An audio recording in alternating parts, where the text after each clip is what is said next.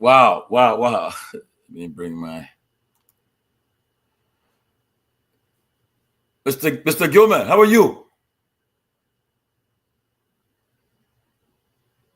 Oh, what happened? No sound. I'm doing very well. I like your shades. You look I know, right? like Arnold Schwarzenegger today. You hear me? Okay. You know, I watched the game last night. That's y'all escape. The Gator escape because had I played, I mean your escape. You know that. You know that your escape. The Gator, you know. But just a little mistake. Little mistake. Look, you guys escape. And you guys gotta be thankful. You escape. You guys gotta be thankful. You escape. You guys escape. Because just a little mistake that ball made because the guys then led you guys throughout. You guys was led throughout. The little mistake that ball made cause you gave that victory. So y'all shouldn't be, you guys shouldn't be bluffing and talk as if to say you guys won a match convincingly. You guys escape. There by the skin of your teeth, you guys escape. I'm not kidding. It's all right. It's all right. How can you then escape? Yes, you escape. But that's the game, you know. That's the game. It happens, you know. It happens. This whole week, no suits. We're not wearing any suits. We're not wearing any tie. It's all about. You guys escape. That's right. Hey. Hey, the guys escape. They escape. Listen, man. Let me drink They did. You know what? Water here. He got all right. He got a reason to be so happy because you they guys escaped by the skin of their teeth. You are leading, and a lot of that lead to just slip away. Yeah. Listen, that was a spectacular finish, though, my man. Congratulations. Congratulations, Mr. Gamer. Congratulations, though. This is what champions do. That last point, remember Joe Foreman? Yeah, you can beat him all you want with that one last punch. Give me a second. Chief Tamlin. Yeah. I'm traveling from Philly to my destination. It'll probably take me an hour. I'll be in the car. Is that okay? No problem. Just I hope you save that all. Yeah. Yeah, no, my son is driving. I'm not. Oh, okay. That's good. That's good. He's coming to say hello to you guys. Oh, listen, thank you so much, man. I've been watching. Please drive carefully. Make sure the Sion number is secure. I've been watching college basketball again. I never seen anything like this. Also, but Mr. Nagbe, what's the in? I'm in Jersey. I'm in Atlantic City. What? Are you regular? Are you still a resident? Yeah. I live in Atlantic City. North Dakota, though. Oh no! You've been in South Jersey. I've been in South Jersey. Oh, Atlantic City. Atlantic City, yeah. I was there for a funeral. The last time I was there for Mrs. Jenny Davis' funeral. Okay. They made a Trump man. Go to Trump Casino. Trump Casino. And you know it's true. I worked for Trump Casino before. I met him all before he ever ran for president. Oh, really? Yeah. My man, but then I want to amend number. I get amend number now. Run behind me. You get Trump number now, they will run. Oh, then you get contact with Trump, they will all run behind you. Yeah. No, but when you come in here again, let me know, man. Yeah. You get Trump number now, they will all run. They will be running behind you. It was like, when you come, we'll take you to Mar-a-Lago so you can go see the Trump. We're talking about the kingdom. The Trump kingdom in the red state of Florida. That's right. But you got a spider in Bedminster too, you know? Yeah. Those are small stuff there. We're talking about the real kingdom. Yeah. Mar-a-Lago. Yeah. Listen, man. That game last night. That was a game. Can you imagine we never led the whole game? We led for only 1 minute and 4 seconds. Yeah. We led for only 1 minute and 4 seconds. And to be honest, the only person I was thinking about was you. I said, hey, Jerome. Right now, Jerome is sitting on the edge of his seat. What? Oh, yeah. My wife was checking my pulse. The whole house was quiet. Everybody downstairs, everybody upstairs. My own, when the Eagles are playing, my son is a holiday in my house. But I mean, can you imagine the best player on the team froze in the middle? Yeah. The last, the last shot you want it in the hand of your best shooter, your best player. That's right. But my man, this is called pressure. Yeah. With millions of people and the noise. Man. But they run those kind of plays all the time, though, Jerome. They always anticipate those things, especially in the NFL. They run that 2-minute drill. You got to run that thing over and over and over and over. And you heard what the former defense minister Donald Rumsfeld said. Yeah. He said you can be the best trained Marine when you go on that battlefield and they shoot at you for the first time. All your training go out of the window. They will it was that's what Mike Tyson says. Before the fight, they would talk all that jump, but when I hit them with our first punch, it's over with. Yeah. So that is there. You can be trained all you want. Yeah.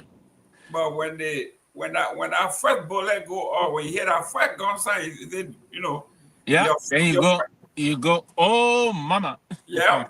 Your first instinct is to duck. Take cover. Yeah. Take cover first. That's right. Because the young man grabbed the ball, he wanted to shoot. For some reason, he just froze and let the ball in his hand. I couldn't understand what was going on, but he just froze. Jeez. Yeah. 2 points.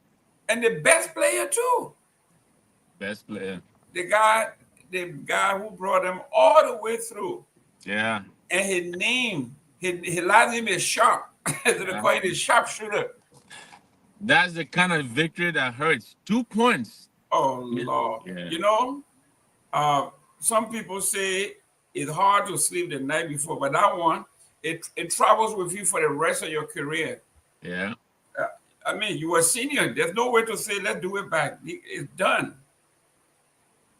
And it took them, 25 years to get there? Yeah. I feel bad for the coach, man. Yeah. This guy been in it for a long, long time. And this was his year. What were you, like 30 years that kid senior, right? 39 and 69? Yeah. Or 64? Yeah, the young man is the youngest to win the championship. Yeah. And he's the oldest to have gone and not win it. Yeah. Man. That's true. I feel for him. I feel for the old guy, but hey, man. This is like an exit on the super highway. When you miss this exit to come back again, it's hard. Oh yeah, it can be difficult. When you miss your turn, you have to go all the way. And all the way around. If you're on the New Jersey Turnpike, where sometimes the exits are very far apart, we gotta go all the way. All the way. Then turn around and then get back on. It is, man. Well, man, congratulations. Savor your victory, you know. Hey. Yeah. It is something else. Yeah. Man, I said, that place, the noise in that place, the noise that were in that place was deafening. Just imagine being in the middle on the court. Yeah. Something is going on here. We got to talk about it later on. Right. But the council of churches are in the news again. I did not read all of the clip you sent from Sylvester. Yeah. Yeah. I mean, our esteemed brother said they were going to do a disclaimer today. I was confused though. Today I didn't see any. Did you? No, that's the point. That's what we're talking about. And I don't know if you saw the report from Liberia TV in Grand Bassa. They carry it that the letter is legit. Yeah, Dr. Reeves may be the one who's not in the loop.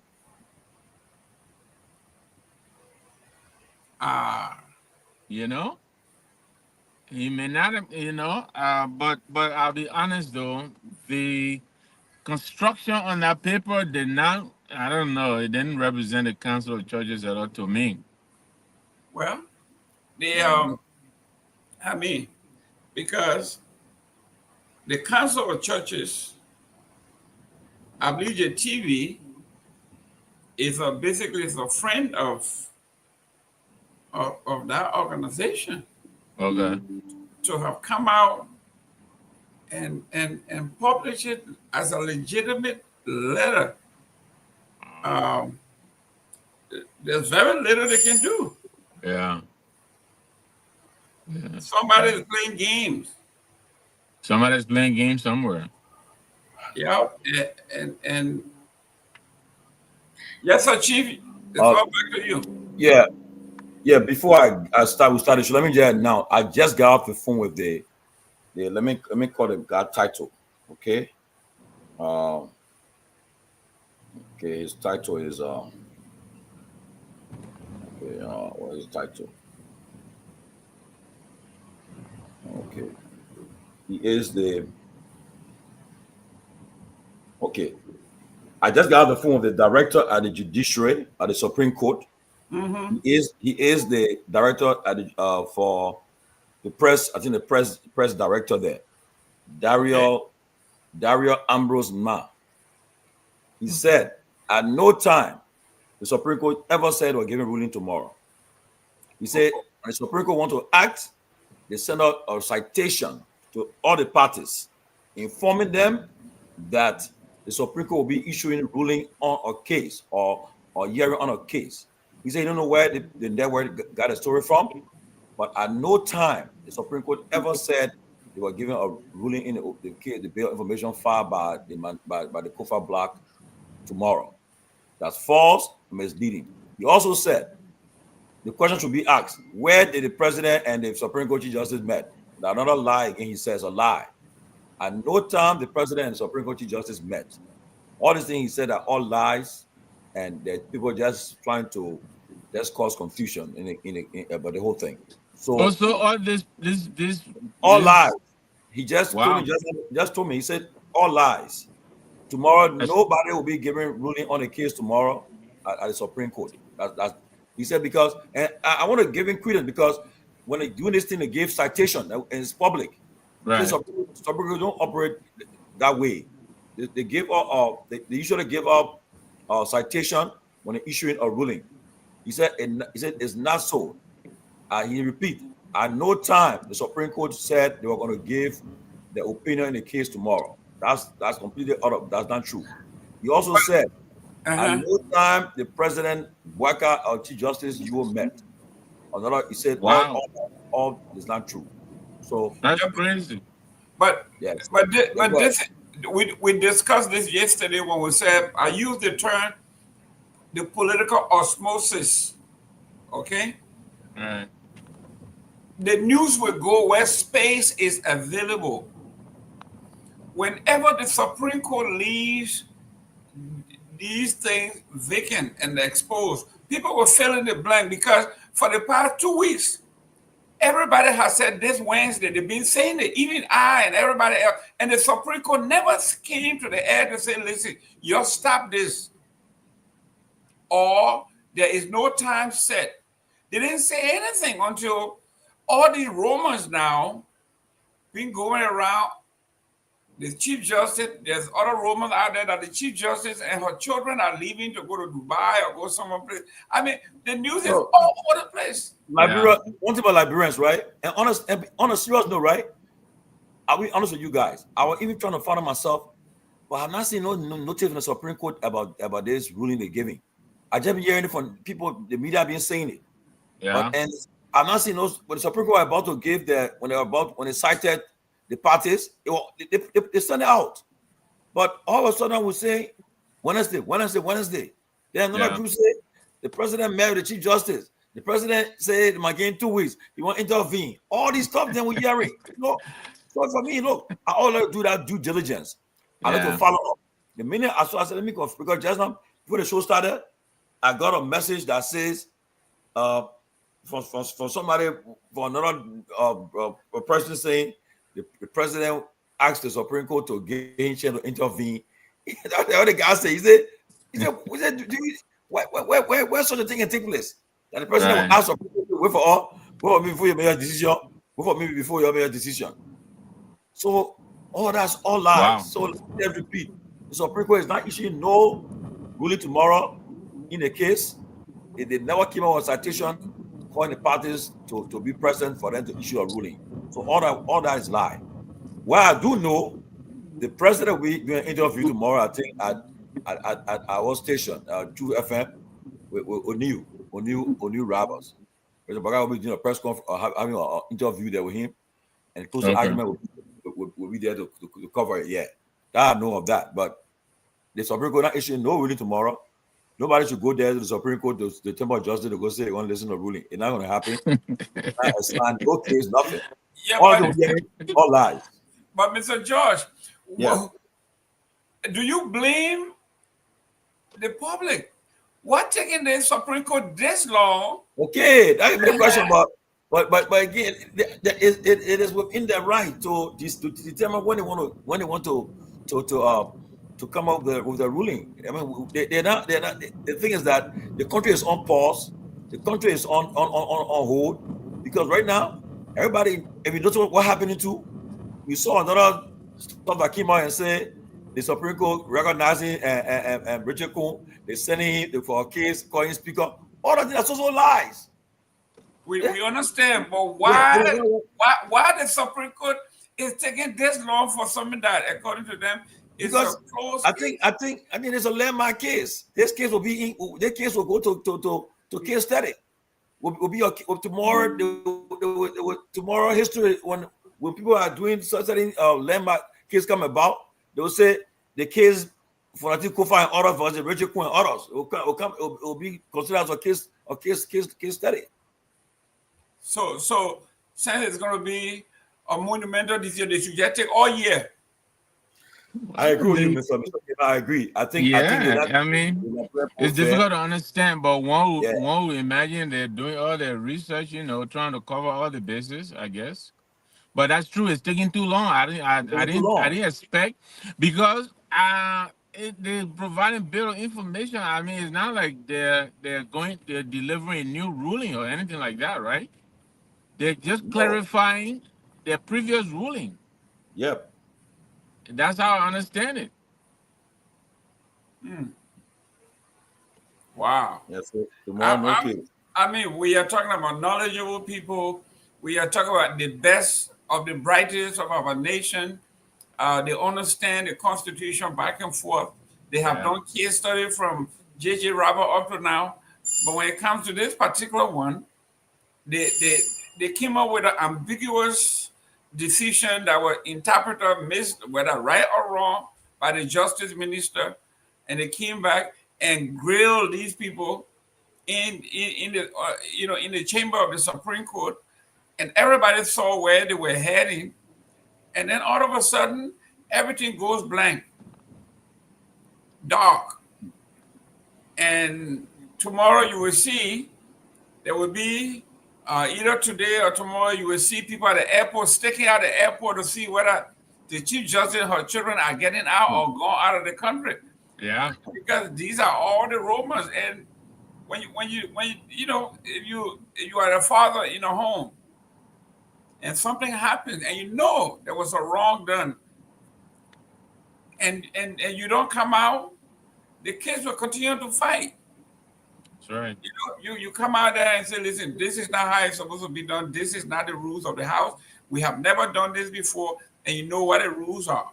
Like in our house or in all the homes, once you are in high school, you have to be in at 10 o'clock during the weekday. You got to be in at 10. In our house, on the weekend, 12 midnight, you got to be in when you're a senior. 12 midnight, you got to be in. But anything below that, 10 o'clock. Lights are out. I know what they do. You know, you cut the lights out. You know, you think they turn the phone off and all that. They're doing their own thing, but that's the rule. But for the Supreme Court, after we went through that almost cardiac arrest with the ultra-virus, then again, here we are on another coaster ride, up and down, people going all over the place. It's like, what's going on with the Council of Churches? Yeah. Okay. Let me send a shout out to the CEO of Kadi's restaurant. They call her the Real Rescue Sister, Sis Kadi Komopot. Sis Kadi, hi man. This Kadi she's one of the closing argument strong supporter. Yeah, she always there for us. Want to recognize her. What's the name of the restaurant? Kadi's, right opposite SKD complex. Okay, next time in Liberia, go look for them. Oh yes. Is that my man Janssen's wife? Jansson Poet wife, yes, that's his wife. Okay, yeah, they told me about that place. I intend to look it up too when I'm in town. Yeah, whenever you're in Monrovia, man, go there. She's if for catering, any catering contract you know about catering in Liberia, call her, man. You'll get it best. I'm telling you, I'm not kidding. Okay, nice. Great. Yeah, go there and take some friends over there to patronize her. Yeah. Thank you, man. I appreciate that. That's Kadi Komopot. That's they call the Real Rescue Sister to her there. Oh yeah. Die hard rescue sister. Oh yeah. She part of the rescue team, but when I say real rescue, that means she's different from not the other rescue they talk about. Oh, okay. Oh, okay. No. That's what I was saying. You want me to take my money to the rescue trunk? No, I mean, but she's not part of the rescue team. She's the real rescue sister. Listen, even if she were part of the rescue team, we have to patronize I agree with you. Our Liberian businesses, we have to patronize them and make sure that they succeed. You gotta get started, man. Look, it's all endorsement today. Endorsement. This is the season. Prodigal son going home today. Prodigal children returning to the home and so forth. But before we get started, let's talk about what's on your mind, Mr. Gilman. What's on your mind? Lord, what's on my mind is this Council of Churches thing that just won't go away. And I began to give it some credence when Liberia TV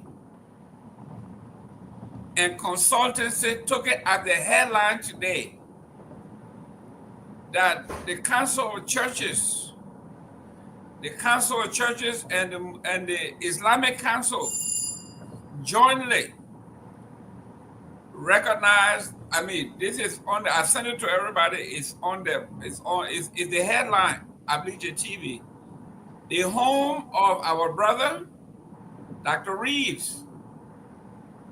So it was major. That's also on my mind.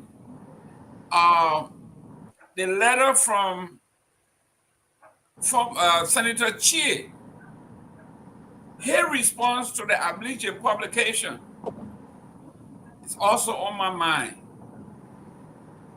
Listen, and you sent a shout out, but you didn't send a shout out to the University of Florida.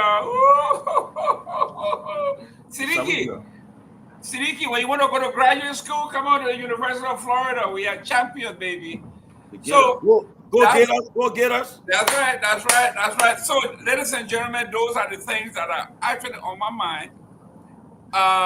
When it comes to the moral compass of our nation, of our family, of our people, we want to rely on our Islamic and Christian scholars to advise us. But when this is akin to the Supreme Court thing here. One day they're here, the next day they're there. Someday somebody said they will be here, then they come out and say we are not there. So everything is in flux, and it concerns me. Thank you. Mr. Nangbe, what's on your mind? Yeah. Yes, I have the upcoming by-elections on my mind. Can you guys hear me? Yes. Okay, all right. Yeah, I have the upcoming by-elections on my mind. Apparently, there are concerns about attempts to muzzle some of the candidates. There seems to be an attempt to deny some of the candidates government facilities where they can go to hold meetings. I think this has become so apparent to the point where NEC had to write to the superintendent of NIMBA, urging her to ensure that there is equal access to government facilities by all candidates. That concerns me a lot. If you remember, a few weeks ago, the former president Weah was also raising concerns about the potential for violence in this upcoming elections. I just hope that everything is gonna be. This is not our first election. We've had several rounds, several cycles of elections. So I hope this will pass off, free and fair without any intimidation or any violence. But I read I saw the letter that was written by one of the election magistrates to the superintendent of NIMBA, and I was concerned that even such a communication had to be written. I thought that should have been a giving. That is government facilities should be open to all candidates, but the fact that a directive had to come from NEC, I hope it was not intentional. I hope it was just to reinforce the obvious. But that is what is on my mind right now.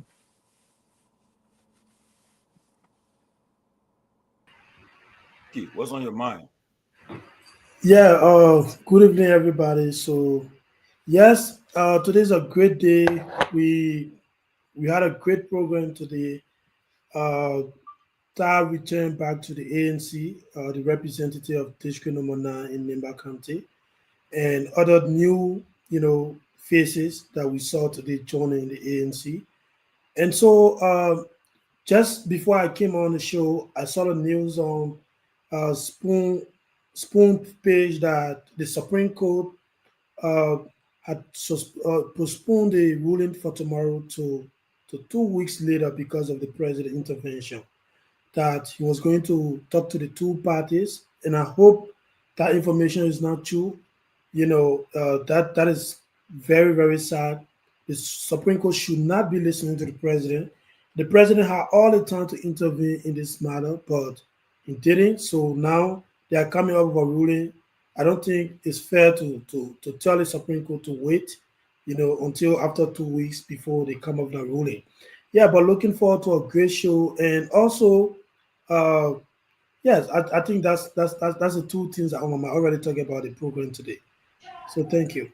Well, welcome, Pewee. But I just, like I said, once you get official spokesperson of the Supreme Court talking, giving information, that's what I listen to. So, as far as I'm concerned, Daryl Ambrose now is the official spokesperson of the Supreme Court, and as I said, I just spoke to him, and I take his word over any other network. So, as far as I'm concerned, which is true, there was no citation given. We didn't see no citation on the Supreme Court that says that they'll be giving their ruling tomorrow and their opinion tomorrow. So, all speculation. So, as of now, today, the closing argument can maintain that there will be no ruling tomorrow, and the director of the Supreme Court Public Affairs and Department, Councilor Dario Ambrose Ma, have confirmed that all the news we're hearing out there, they're all speculation and all false and misleading. So we take his word.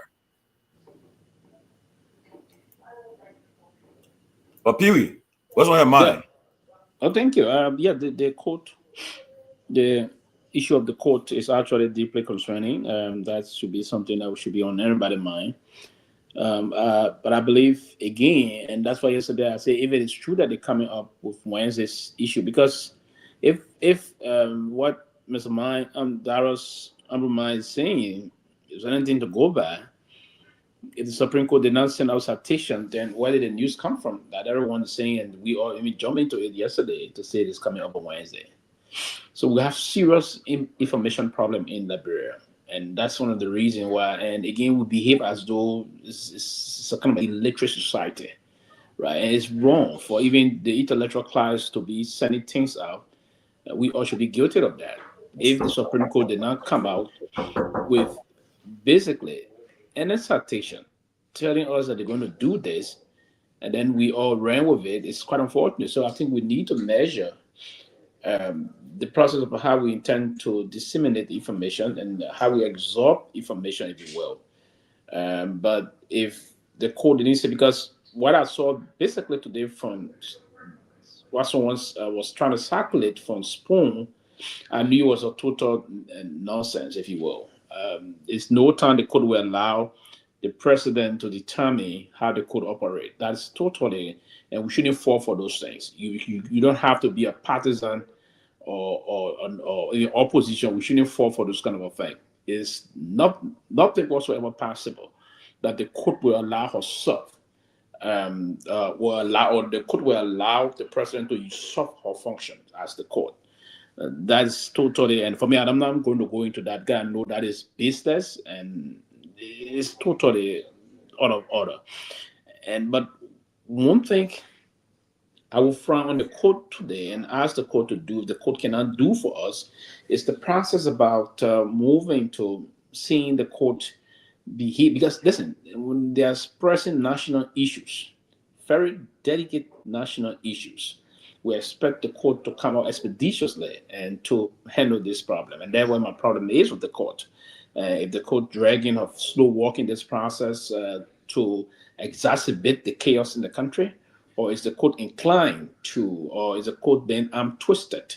And that's why I will believe, I'm not going to say if the court being arm twisted beyond the same to drag this process and eventually weaken their position in terms of what they intend to go along with. So that's my concern. The court should be very firm on this issue, give a firm decision, a decision that will be unambiguous, a decision that would need absolutely no basic clarification from even the ordinary person. Those are our mothers and our aunties and that are from the market, our uncles that will be tapping the power line, and the rest of them from the village, and the rest of it will get the story that the court said today that the thing that people doing in the house that make law for us, they're not doing it good. The other side, they're not doing it good way. The other side, I told the people from there, they say the court say you're wrong. I mean, the court should come out that way and interpret so the ordinary person in our hinterland will clearly understand this process about the court coming up. But for people to sit and come and say that the president asked for 2 weeks, that's nonsense. That's not applicable to the process about those that are sitting on the bench of the Honorable Supreme Court. And that's the problem of Liberian politics. Everybody tends to discuss the politics and everybody just brings nonsense into it sometimes, in certain instances, if you will, right? And that's the line. If everybody believes they can come in, and that's the line, then it's not everybody that fit into discussing these things. So if you want to be here, you come up with a situation about sensational feeling of the issue they're having, or you sensationalize it and test the patient of the Liberian people because we believe that society is gullible. It's okay. We're going to test the patient of them. We're going to do this and push this, and people are going to be debating it. This may also be a strategy from those that are trying to perpetuate themselves continuously in this kind of a condition. So again, I will ask the court to do the needful. And the needful is for the court to come out basically and say to us that we believe clearly this is to protect the constitution of this country. So we have to move and do this. Listen, my prediction here politically, if the court did not come out to do this thing, if these things linger for some time, it's going to create more chaotic situation in the country. Because now there's this group of people and versus the other group of people, we continue to believe that this side is wrong, this other side is wrong. And what is unfolding now, the Coons are trying to even put more gas into it by suspending the other side. And those guys have not been taking their benefit and allowances for some months now. They will just blow up to get fed up of this, and you see certain individuals will start going after certain people. It will be chaotic, and I don't want to be seen as a dumb profiteers or whatsoever. But my prediction is if this thing is not resolved, if there's no finality brought to this process, it's going to bother us moving forward very soon, very, very soon. Because if the court is sitting watching us, and then there's no need to have the court. So the court will have to come and make some decision here on this, at least for now, so that we can be at ease and begin the process of seeing how we want to structure our country. It's not all the time we allow the great United States of America to tell us what to do. We have to do things correctly. And that, other than that, we would again start to hit other people who say, okay, it was because of this happened. I mean, we should learn to respect those that are helping us. And those that are also helping us will be pleased with us to say our junior comrades are learning. But we shouldn't waste time on the issue. So the court, you have to come out and say something instead of, because if you don't act, people are going to preempt you. And what's our thing Tomalin is unfolding, and trying to predict the court and bring more chaos into this issue. They try to make it chaotic by trying to say the president asked the court. Total nonsense. And these are not things we can even discuss here. Pewee, let me, when you were in Liberia, the last time a university donated 30,000 books and 150 laptops, and I took it to Liberia to donate it, and all I wanted was give me receipt that you received these books, make sure you count them, and then tell me the distribution list. I give you 2 weeks before I go back. After 2 weeks, I went to the school and I said, do you have the list? Who got the books and all? The gentleman told me, he says, listen, your management staff from the United States is not what we do here. We have our own system and we will go by it. I'm saying this to say, in these United States, 2 weeks ago, the president of the United States, Trump, invoked the Alien Enemies Act of 1798. And what did he do? They were fighting in the court. He went straight to the Supreme Court, said it's an urgent matter that borders on national security. I want the Supreme Court to get involved. And guess what? The Supreme Court got involved immediately. You saw the ruling. They didn't wait for a month and 2 months and 3 months like they are doing, because the Supreme Court knows that if they don't rule on this, the Supreme Court of Liberia mentioned the fact that the action in the House is causing chaos. They used that word that you just used. They used it. You were there. You listened to her. She said, it has the propensity to cause chaos in the country. Exactly. That's what the Supreme Court says. And that's what we expect them to come out expeditiously. That's correct. And say something here. And you are correct. And that's why I mentioned, I said, hey, the court should not sit and allow this thing to linger on. It's going to cause us some problem.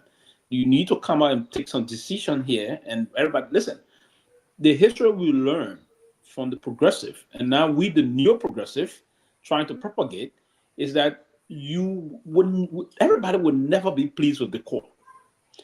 Whenever the court come out with an opinion, it's going to be the divided process. Everybody. But one thing I know, Professor Alari told us before in one of our political science classes. He said the only thing that we will always do, we will have to respect the decision coming politically. You don't have to agree with the court, but you have to respect. You can disagree with their ruling, but you have to respect it.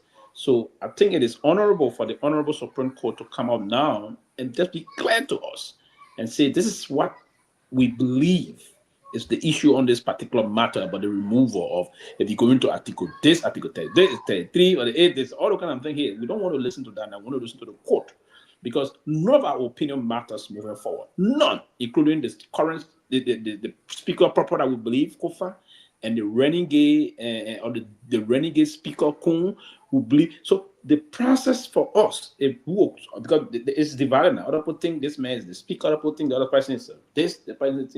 So we don't have nothing now. We don't know nothing. So what we know as people is basically for the highest court in our country, the Honorable Supreme Court, the final arbiter of the rule of law in our country, to tell us, the Liberian people, that this matter bothering the removal of Mr. Fonanti Kofa or Councillor Fonanti Kofa is this and is that. If the majority, so-called majority bloc is correct, tell us the so-called majority bloc action is right. If the so-called majority action removing him procedurally got some problem, tell us there's a procedural issue, go and face it. If you interpret it in that way or manner, or if you don't want, if you don't come in to say to again, you go solve it politically. No, that is not a resolution to this issue of bill information. I don't think we should anticipate that. If that was to come out, trust me, I will be totally disappointed, and my support and respect for that Honorable Supreme Court will completely evaporate because you didn't tell us the basic of the rule of the bill of information. You have to tell us to know it, so we will know how we're going to move on. We got to respect the rule of law, and the owner of the rule of law will protect us, and we have to respect it and be loyal about it. And that's it. But Sylvester, for me, I think I have a point to make to your comments, especially your first comment. You talk about, you sound dismissive. You say that's, some politician, they just talk, and that can be true. That's complete nonsense. I understand the point you're coming from. Well, I didn't get it. I said what? Maybe you didn't get me. You say I said what? You just said you sound dismissive. Like the statement from the Supreme Court that's circulating on the internet right now about the Supreme Court suspending the ruling to 2 weeks. And I think you were kind of dismissive about that information. Before you come in quickly, Siddiqui. So here's what I said about that. That particular statement that the Supreme Court is halting this issue for 2 weeks to allow the president to trust me, man. And that's my thought process, right? You will share your own thought process. So excuse me again to say this. I'm not referring by directly to you, but that's nonsense. The Supreme Court will never, ever allow herself to say, okay, let's agree that politically people should be, that's why I say I don't want to take time on it too much. Not that I was dismissing it, but the Supreme Court will never allow herself. Let's agree the court want to take side with the president. They will never postpone a year. So whatever statement quickly, they will never postpone a potential hearing to announce that because the president told them not to do. No, they won't do it that way. And that's why I was asking the question just now. Did the court send citation that they will be ruling tomorrow? No, but so that's a question, Siddiqui. Did the court do that? Siddiqui, just before you come in, the Supreme Court, since the day of the hearing, this news have been around that they will rule tomorrow. The Supreme Court have never come out to say, we never said that. They have never debunked it, just like the case with the Council of Churches, the religious leader. They have never said anything. It is they say, we say. They say, we say. When did the news come out? When did the news come out that the Supreme Court ruling on Wednesday? Well, yesterday. No. We have been carrying this. We've been carrying this. But let's be realistic now. All along, whenever the Supreme Court gave you a ruling, in citation, we understand this. But because they have not said anything, everybody been carrying this. People say we should be blamed because we ourselves should have. Yes. Yes, but what we should ask the question: where is the citation? Where's the citation? That's my problem. We didn't see it. There has to be a citation. There's no citation. So we we should apologize to the public for this. Yeah. So the official spokesperson of the Supreme Court just talked to me and Dario Nam, and he told me there's no citation. Wouldn't he know to get it? For that point I was talking from, right? Yeah. That's the point. So Brother Tomalin, instead of the spokesperson speaking with you, separately, why can't they put a statement out? A release out. And you're right. I told you that too. I told you, I said, but you guys don't put a statement because the news went around. Because the reason is one of the lawmakers from the minority bloc, which is Kehleboe, broke this news today and before Spoon carry. As we speak right now, Yeke what is Supreme Court? So Siddiqui quickly. Siddiqui quickly. Why would you stop? Siddiqui quickly. Yeke, Yeke something up. Yeke is in the Honorable House of Representatives. Yeke got some people. The country is divided. Yeke got some folks that are in the cycle of the Supreme Court that told he heard this. They say that there's no story coming up today, basically. Exactly. He heard that. So he coming out. I think he gave news. He's not giving no news. And he got that part right. So yeah, that there's nothing coming up tomorrow. That's then what he want to do now? He want to put it aside, and get something for him to say, that the president told the people to not do it. So that you can explain on the mind of the people. And then also the other side too. You saw yesterday what they did too. Came out and say somebody writing and saying that the Supreme Court calling Coon speaker, writing him as speaker, and other stuff there. We all saw that. And that also was wrong. That was an April Fool. Wrong too, yeah. Correct. And I saw when posted. God. And the very person that posted that at the time, these are people that sometimes lean to supporting Coon, right? These are the people that doing those. Yes. And also, we have to be a little mindful to money moving forward. Yeah, that's true. That's why I agree that we should now, sometime even in the chat room, we should at least post most of the topic. Then we do some review of it to find out, because things that don't have no iota or two in it, we shouldn't be even discussing it before we come back to be, clarifying, retracting, and all those stuff. Well, Pewee, in journalism, the reason that people say my source or the source, or people say, is to incite. No. Something that people will be able to say. I can't remember if you listen. If you hear CNN saying our source, they got it. We understand. They got it. But when people say, some people say, what happened to if other people are saying, when they are saying that this is what it is. But Mr. Gibbon, that people are saying, right? CNN, other people say CNN cannot have not independently verified this information. That's correct. They will say according to sources. But they say we cannot. That's what we should do. Yeah. That's correct. That's correct. That caveat should be there. Yeah. So I will not be quoting Yeke to say Yeke not Supreme Court official. I will not quote him. No. I would. So that the official person, okay. He represented the Supreme Court. Yeah, and I agree with what Siddiqui said. I asked that question. I said, why can't you? He was never effective. He knew that this thing was, and not yet. They should have put the release yesterday or added this morning. It should have been released from the Supreme Court and all of things. Probably he was busy doing different things himself. So he should have to be an effective communication person. You cannot allow yourself to follow the news and then you start pushing behind making telephone clarification. No, you should be the major element of the news there by coming, and we should have not been using his release to come out with clarification to the folk and say, oh, the information we got yesterday, these are misinformation. And somebody is saying to me, Tomalin, the Supreme Court would never respond to rumors. It was speculated that they would have given the ruling, but they never said that, which is true. That's the higher court. They will clarify. They were all in the public. Yeah, they were all in the media. Party case, if it's in the media, they will clarify. They said they waited for the citation before we knew when the ruling was taking place, which is true. I agree with the person. Yes. Yeah.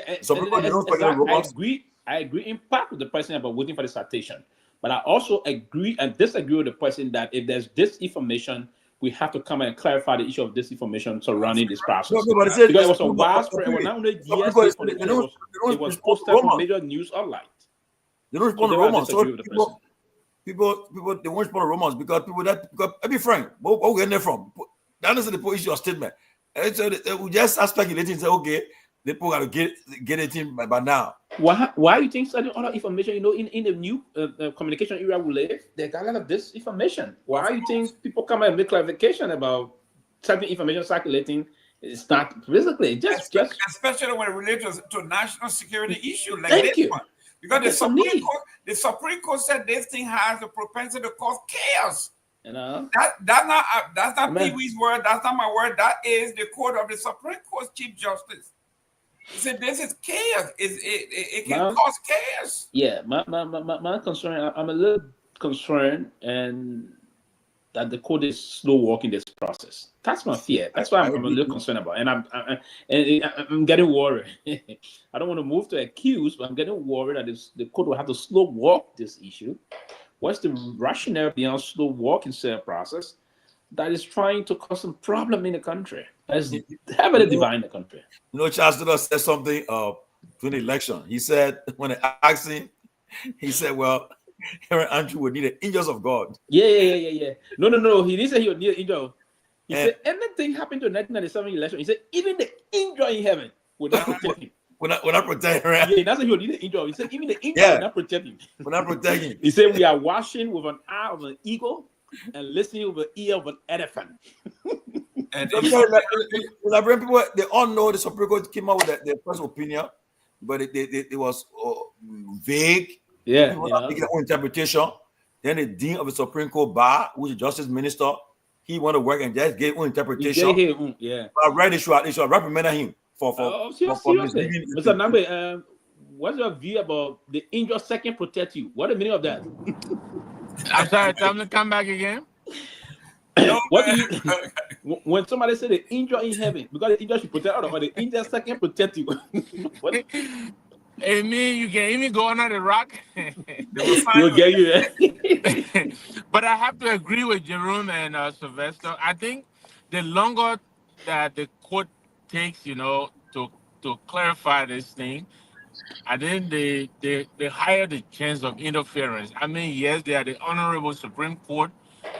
They're supposed to be above reproach, but I think the length of time that this is taking for them to come out and clarify this thing is concerning. I didn't think it would take this long, but here we are. And so because of that, I think they expose themselves to all of these other interpretations that we're hearing, and I think this is on purpose. It will come from either side, but it is almost likely this is coming from the so-called majority bloc side. I think they're trying to sway, the Supreme Court in one direction. But you gotta be careful at all, because Yeah. the whole world watching, everyone's watching, the whole world watching. We're all watching. That's correct. We're all watching. They shouldn't let us down. Let them do what the law says. Do the right thing. Because they'll plunge the country into something if they don't proceed the right way. But look, let's proceed. Let me just read a statement from Sano County Senator Augustine Chair. This is a very strong statement. He said, the Liberian Council of Churches and the Liberian Muslim Council, collectively the Inter-Religious Council, have done a great disservice to our country and their faith. Why didn't they just remain quiet and unconcerned as they did throughout the crisis, spending about 6 months? 6 months? And what's the motivation or conviction for coming in at the 11th hour? Well, it's a controversy about whether they release or not, but people denying. But he said, especially on the heels of the arguments on the bill of information ahead of the Supreme Court's ruling in the bill. What school of thought informed them that a president, by a mere recognition, can confer legitimacy on a public official occupying elective office? And where did they get it from? Or what's the reliance that the passage of budget and bill by the majority bloc incident to the recognition by the president or Representative Kuhn as speaker can confer legitimacy? And see how misleading, uninformed, ridiculous, and hypocritical their conclusion is. But anyway, he just apparently the proprietary letter that they said the council issued, the statement, he was responding to it. You are condemning them for it, but again, the council is saying it's not true. So we'll move on. Did the council come up with a release also clarifying that statement? I don't know nothing. So in the absence of all those things, you make people to speculate and move and take a decision on that. So the ineffectiveness of the response mechanism on the part of those people are not causing others to come out and say, "Hey, this is what I'm for in the country. This is what I'm coming." So listen, so information's lies that is not debunked will be considered true, right? So you need to sometimes debunk those things as they unfold. Other than that, it's just unfortunate that we would see these things happening, and there's a need to just work on these things and throw it out so people would know. But the best thing for us that to close on this Supreme Court saga, because it's a very important issue, the court will also not have to come out if they start allowing people, the media, because they have the terrible media group also. They got some people in the media that will want to feel confusion, right? So, and that's why they say sometimes wars are more harmful than the bullet, right? Because the wars got the propensity of creating more chaos in the society. So we need responsible journalism in disseminating proper information. And the best way to counter misinformation is providing accurate information. Accurate and timely information is the best tools to dismiss misinformation. So those that are coming up the misinformation, we that are getting the best information, we counter them by that. Say, hey, the information looming in the public spheres that this unfolding, this happened is not true. It's totally untrue. Yes, the story. Yes, so those are in the public relations responsibility. We have to be on top of their games also to come out and debunk them. Sometimes you not debunk, you pre-bunk them, because pre-bunking is to leave them ahead and come and give the story do those things. So these are the kind of best media strategy that we will have to deploy in trying to help resolve this matter, because we have to come to finality on this issue. It's clear that Kung was not taken in the appropriate way from our perspective because of the law. So we have to allow the court to tell us. So all of us that are now waiting for those kind of a basic clarification, we want to be waiting for how long? Are we going to be waiting? And the last one they said, this issue of the fire situation was fueled by the same thing. Do we still want to wait when someone gets frustrated and different things start to unfold in our place? Where they suspend other police, they will not accept our suspension. Why, if something were to happen, as a trigger from that issue? So our inability to strike as leader may lead to, that's a potential recipe for potential chaos. We have to move, and we have to move expeditiously. Well, before we close, I wanted to let you guys know that this particular release by Liberia TV on their official page, their official letterhead, and said, basically it's their editorial, their staff writer, is what we are talking about from the Religious Council. But it was unsigned. It was not signed. That's No. This is from Liberia TV. Yeah, but the council of churches signed it. They didn't sign it. No, but they don't have to sign it. You don't have to have a signature. You can say the council of churches, because did they say at the end of opposing who the authority, the president or secretary general, anybody's name on it? Yes. Here, let me see. I saw it. I think it was unsigned, no name on it. Is it signed Liberia Council of Churches? It doesn't have to have a name. It doesn't have to have a name. It's coming from the council. And the reason we're giving them the they say is because it's on the it's on the letterhead, the official letterhead of a media organization. And secondly, if you saw the release today from Melvin Cole, did you see his write-up? Did you listen to Melvin Cole today? No, what he said. Okay. Addressing the same thing. When Cole says, if the Supreme Court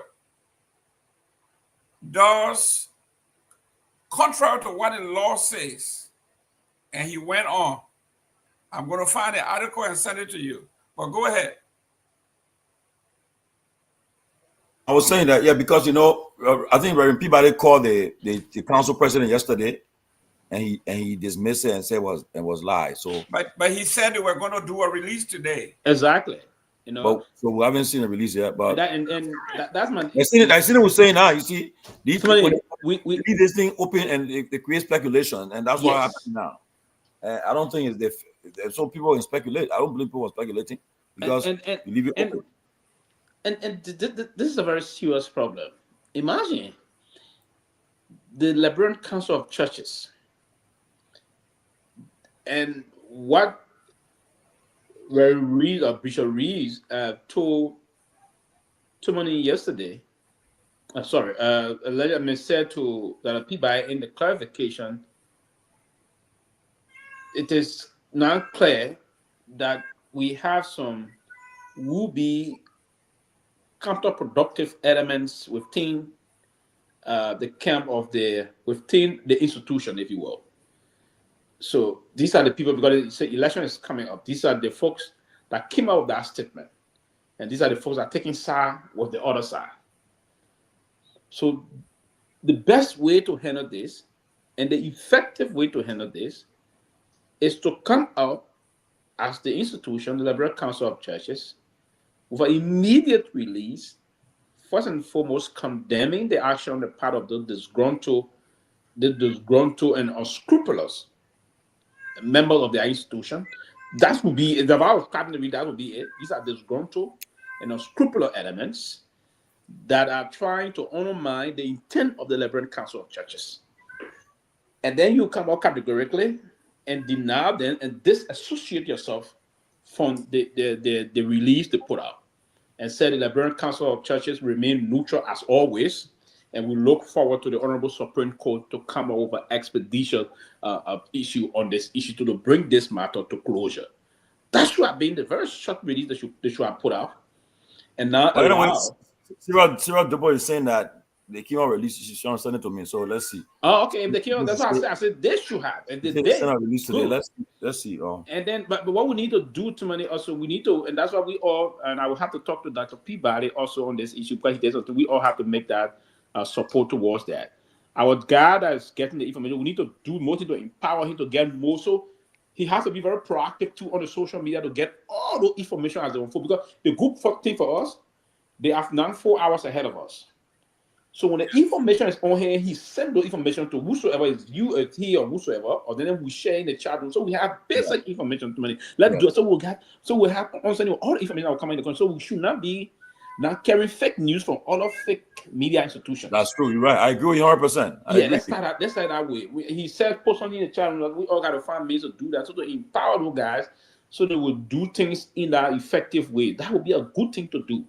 Then we'll get all the responses. Then he will check on all the institutions. Then and then release, because if he's part of it, he can contact some of those editors. Like he contacted the editor from 2FM, OKFM. Right? I will even contact I will get through my begin from guys from OKFM News, because they will get all the major news coming up every day. You see, 2FM, OKFM, LBS, yes, okay, and Prime FM. These are the 3 or 4 major news online that are widely listened to in the country. So for instance, it's 7 o'clock in the evening. If you're coming from work in the car, all the taxi people in the community, either 2FM News,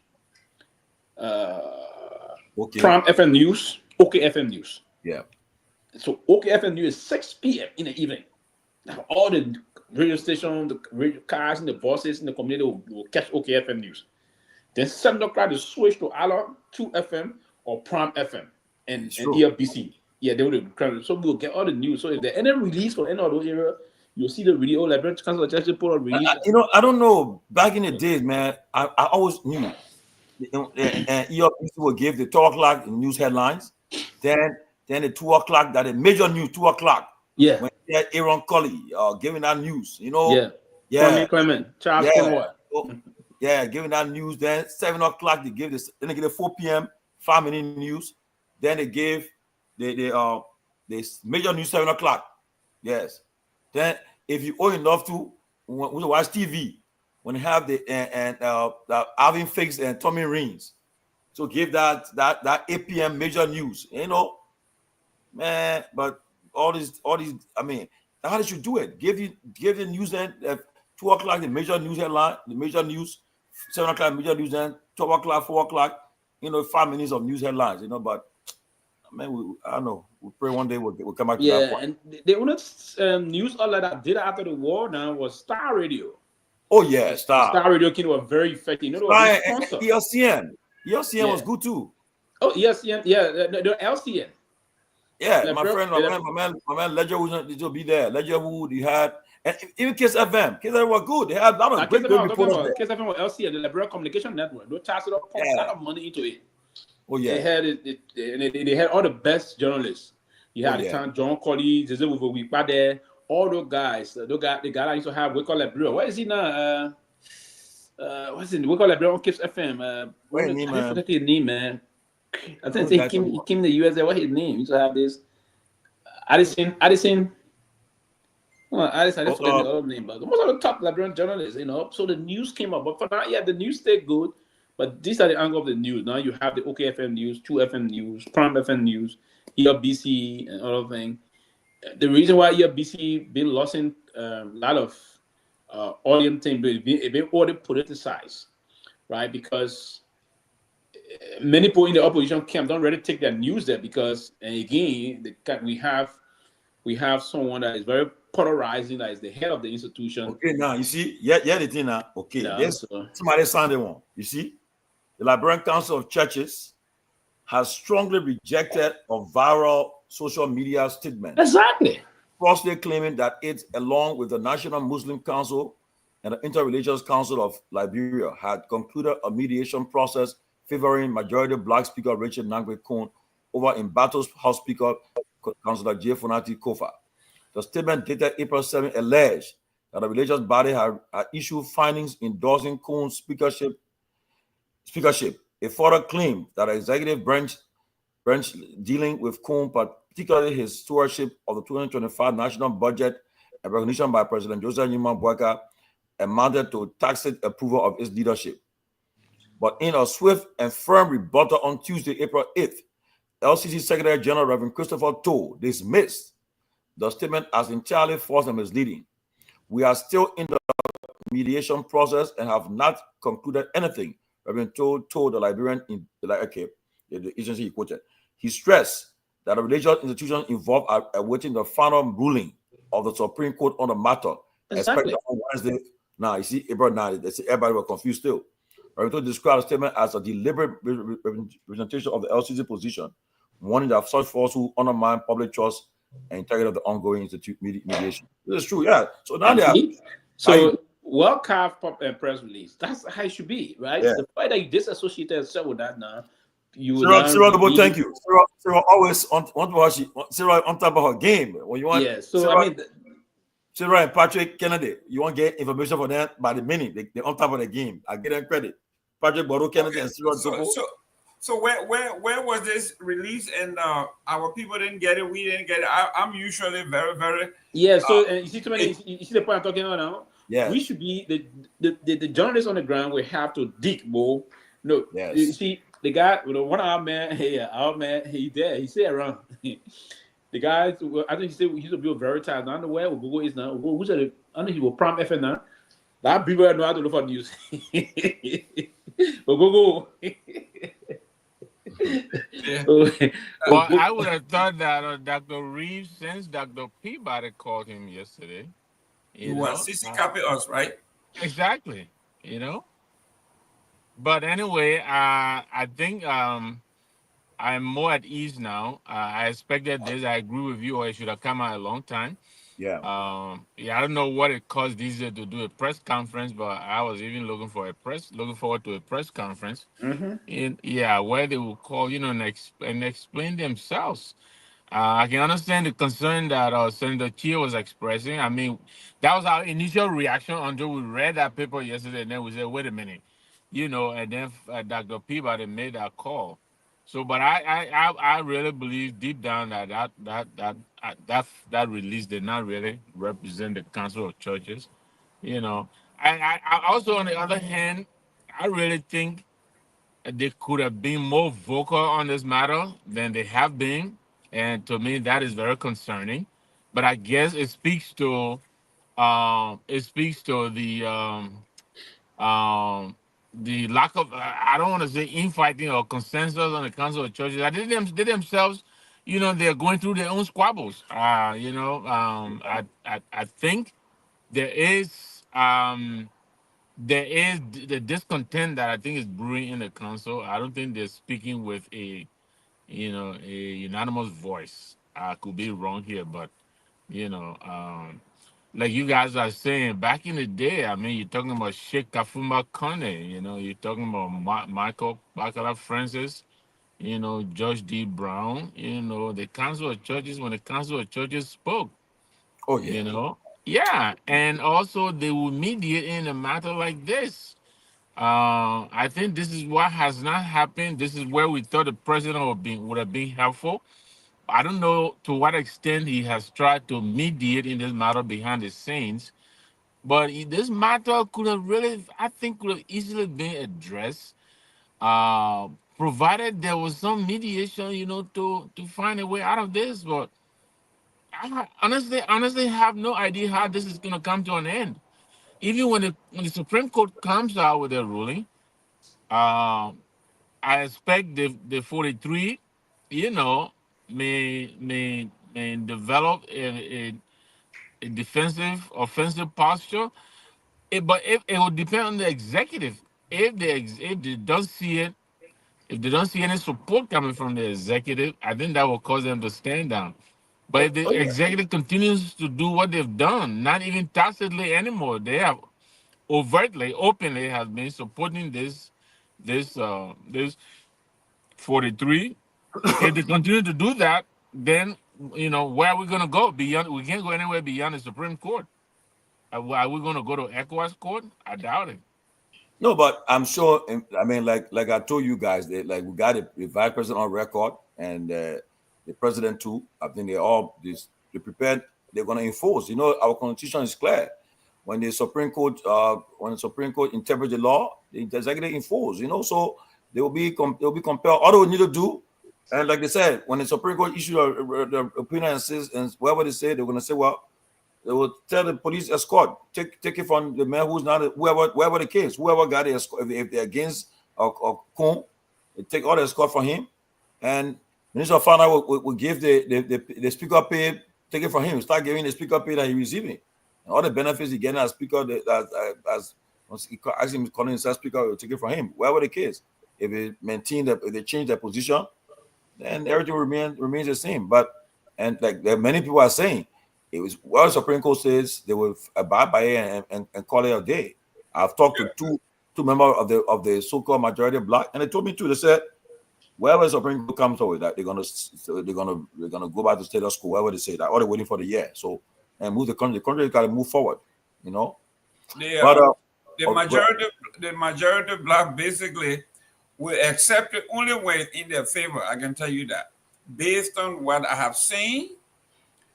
The very Supreme Court ruled against Joseph Boakai, and he disobeyed.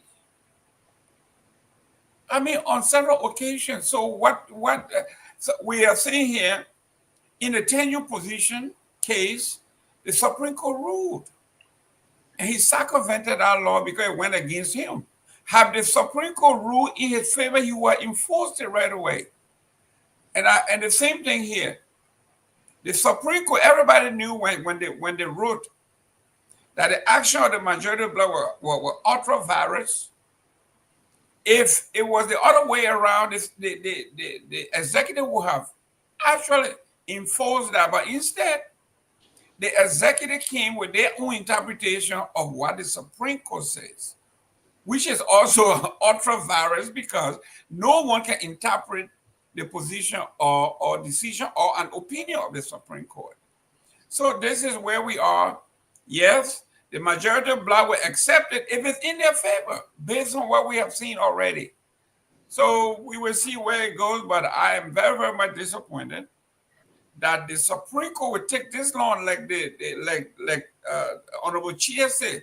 It's going on 6 months since the bill of information was filed. And here we are.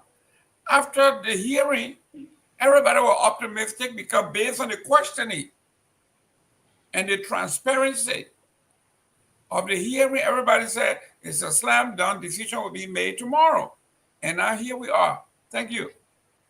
Okay. So I think people said we're done with our Supreme Court issue now. We have spoken well on it, and I think they are not being treated. They're not treating the country fair. But again, we move. But now at least we are aware that no opinion will be given tomorrow. No decision will be given tomorrow, and we'll be watching or listening to the president in their view. You'll be having tomorrow. We'll be watching to see what happens from there. But before I go to this, the major news for the day today, all the endorsements. Let me say this. I think 2 weeks ago we had Mr. Aaron Gayflow here, and I want to say thanks to Pewee and Mr. Gayman. They came to they helped he and his wife when they came in studio. Now the case have been filed now, but they're looking for we promised that we're gonna help them to get to the hospital to get the medical stuff doing. And the good that lawyers are taking this case free of charge. And so the lawyers then want the medical stuff now, and it's cost money to do it. So we've been asking to see them to get a case going. So wherever anybody who watching this show, please, if you get any, whether that $5, $10, send wave it to that number, please, so that this case can come out so Mr. Gayflow can get justice. Some got lawyers are doing it for them free of charge. When the medical thing, the medical people, they won't do it free. So we're trying to get money for the medical side to get them to the place. Wherever you send, somebody willing to just fill it up and get into the hospital so that they can get a case going. So please, we'll keep the number up there for some time. If you get $5, $10, $20, and we got just send it to that same wave, please, so that Mr. Gayflow can go to the hospital, get a medical report so that they can carry them straight to get a case going so they can get justice. So whoever the case, maybe the case might be ruling in favor, Mr. Sosa will be asked to pay the people medical bills, pay the people expenses, everything to go through. So we know. But So at least somebody have taken over this case. So please, if you get a chance, please look into that send wave and send something there at least so we can get them going tomorrow, at least as soon as possible. So while we're waiting for you guys to, anybody who want to send, who watching the show, who want to help Mr. Gayflow, there's a number up there, please. But today, the news of the day today, the ANC political leader, Mr. Alexander B. Cummings, and the ANC, they endorsed Madam Edith Gongloe Ware today in upcoming Nima senatorial by-election.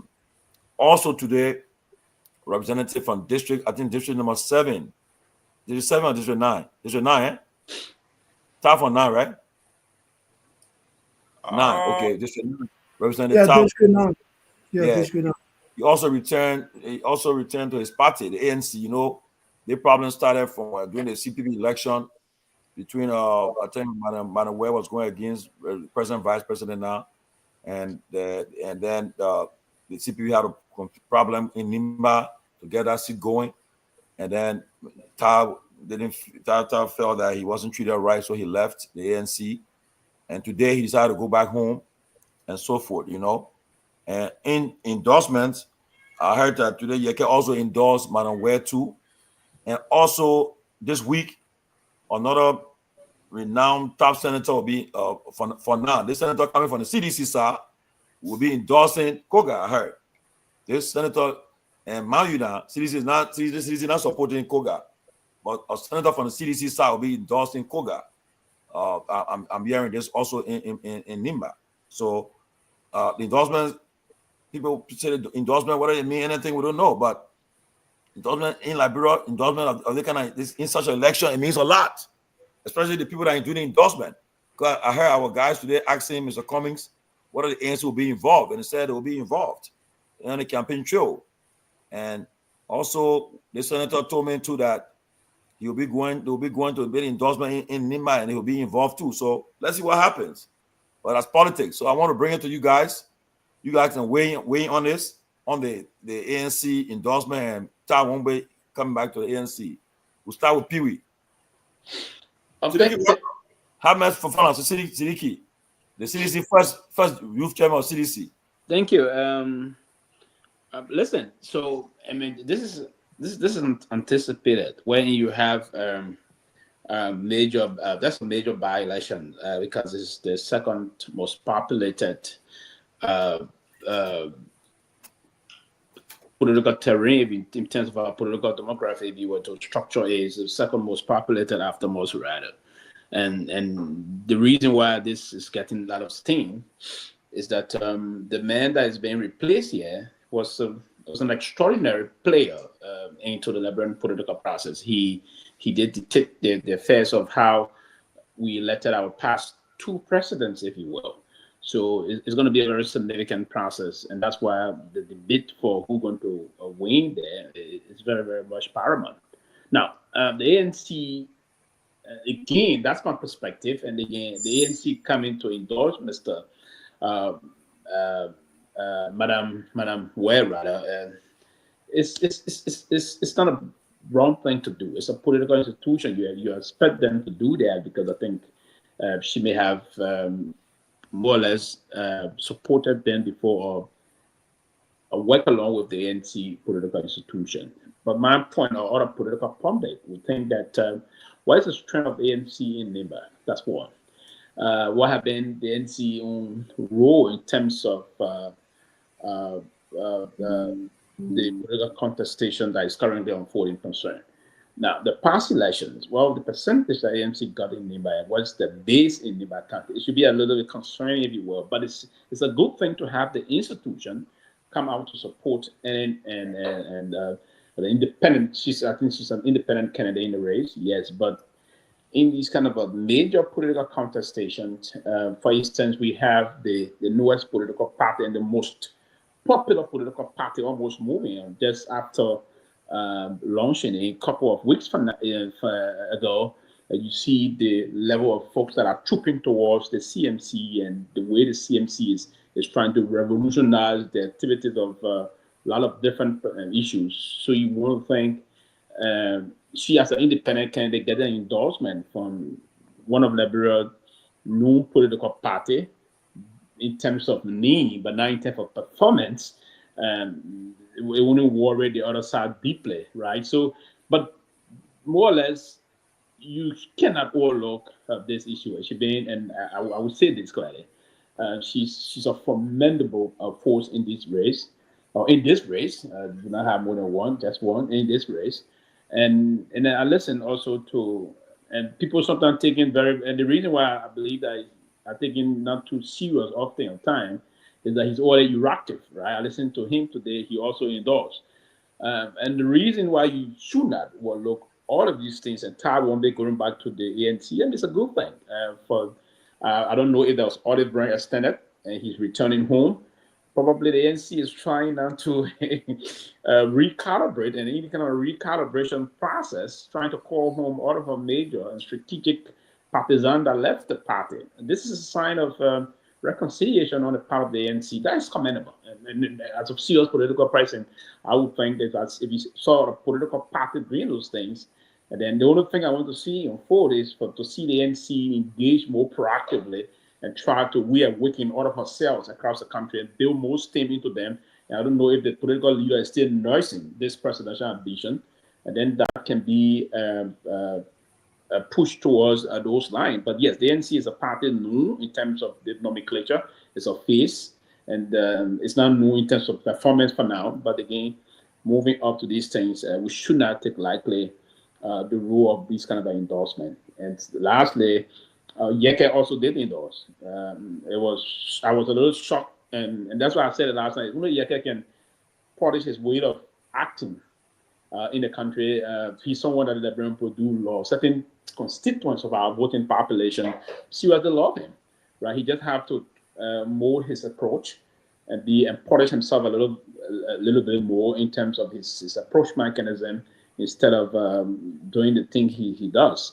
But the last time he entered Nema County, there was this move around, young people engaging in other things. So the endorsement is good in terms of being a fair political president, but from the perspective of the ANC, with that endorsement, how I want to call it, what I want to do, would that endorsement translate into a serious vote that will help catapult this woman to the Liberian Senate? That's my concern. If not, the beginning of the regrouping process is commendable. And I want to Tomalin, let me emphasize here, the fact that they're trying to bring this sense into it and they're bringing back home most of their forgotten sons or their lost children is commendable. But what I would want to push now is most of the agents around the former political leader of the ANC will now have to reduce and soften the tension of attack and themselves sober them thought processes as to how they intend to do this if they try to rebrand him. Because this is tantamount to a rebranding process.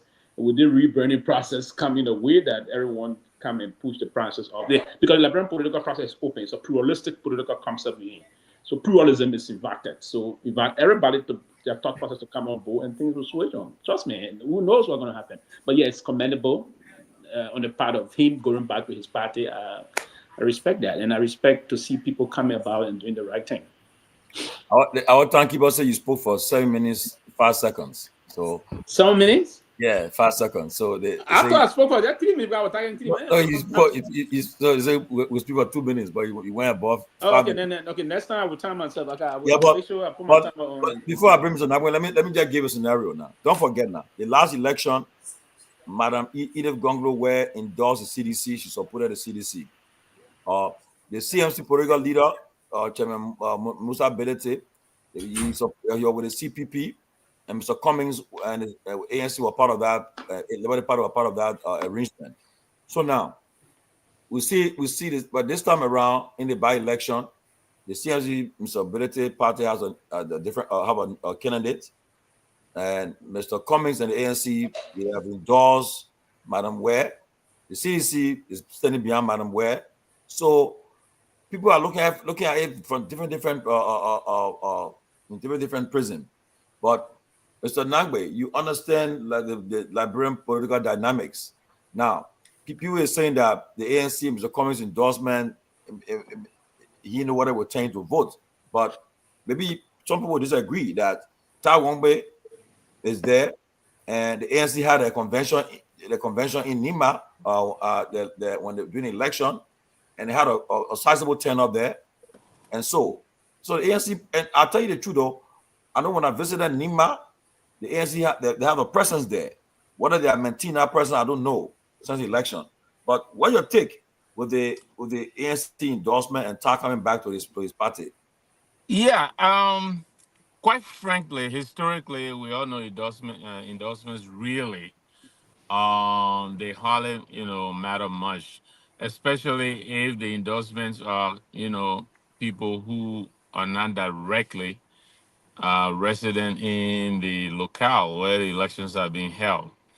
I think this ANC, I think they play smart by coinciding Mr. Cummings' endorsement with Honorable One-Way's homecoming, and I think that kind of gave them a little bit of momentum there.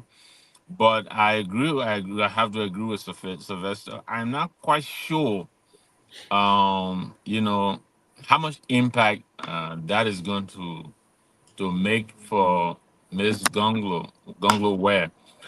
I think the endorsement that matters the most happened a long time ago, which is the endorsement of the vice president. He is from Nimba, and he is a sitting vice president. I think that endorsement is what we would have all been waiting for to see which way he was going to go. He's already done that. I think the list senator's wife also coming out to endorse Honorable Koga. I think those are the heavyweights that I thought would matter much. Of course, Councillor Gongloe himself ostensibly endorsed, Ms. Gongloe Ware, but now his endorsement is becoming controversial. I read some Dr. Dan who is alleging that his endorsement is a betrayal of what everything that he's been preaching. I don't know to what extent that is going to play in Nimba, but the ANC, especially given the fact that Mr. Cummings has not been very active since the elections, it is very difficult to see how much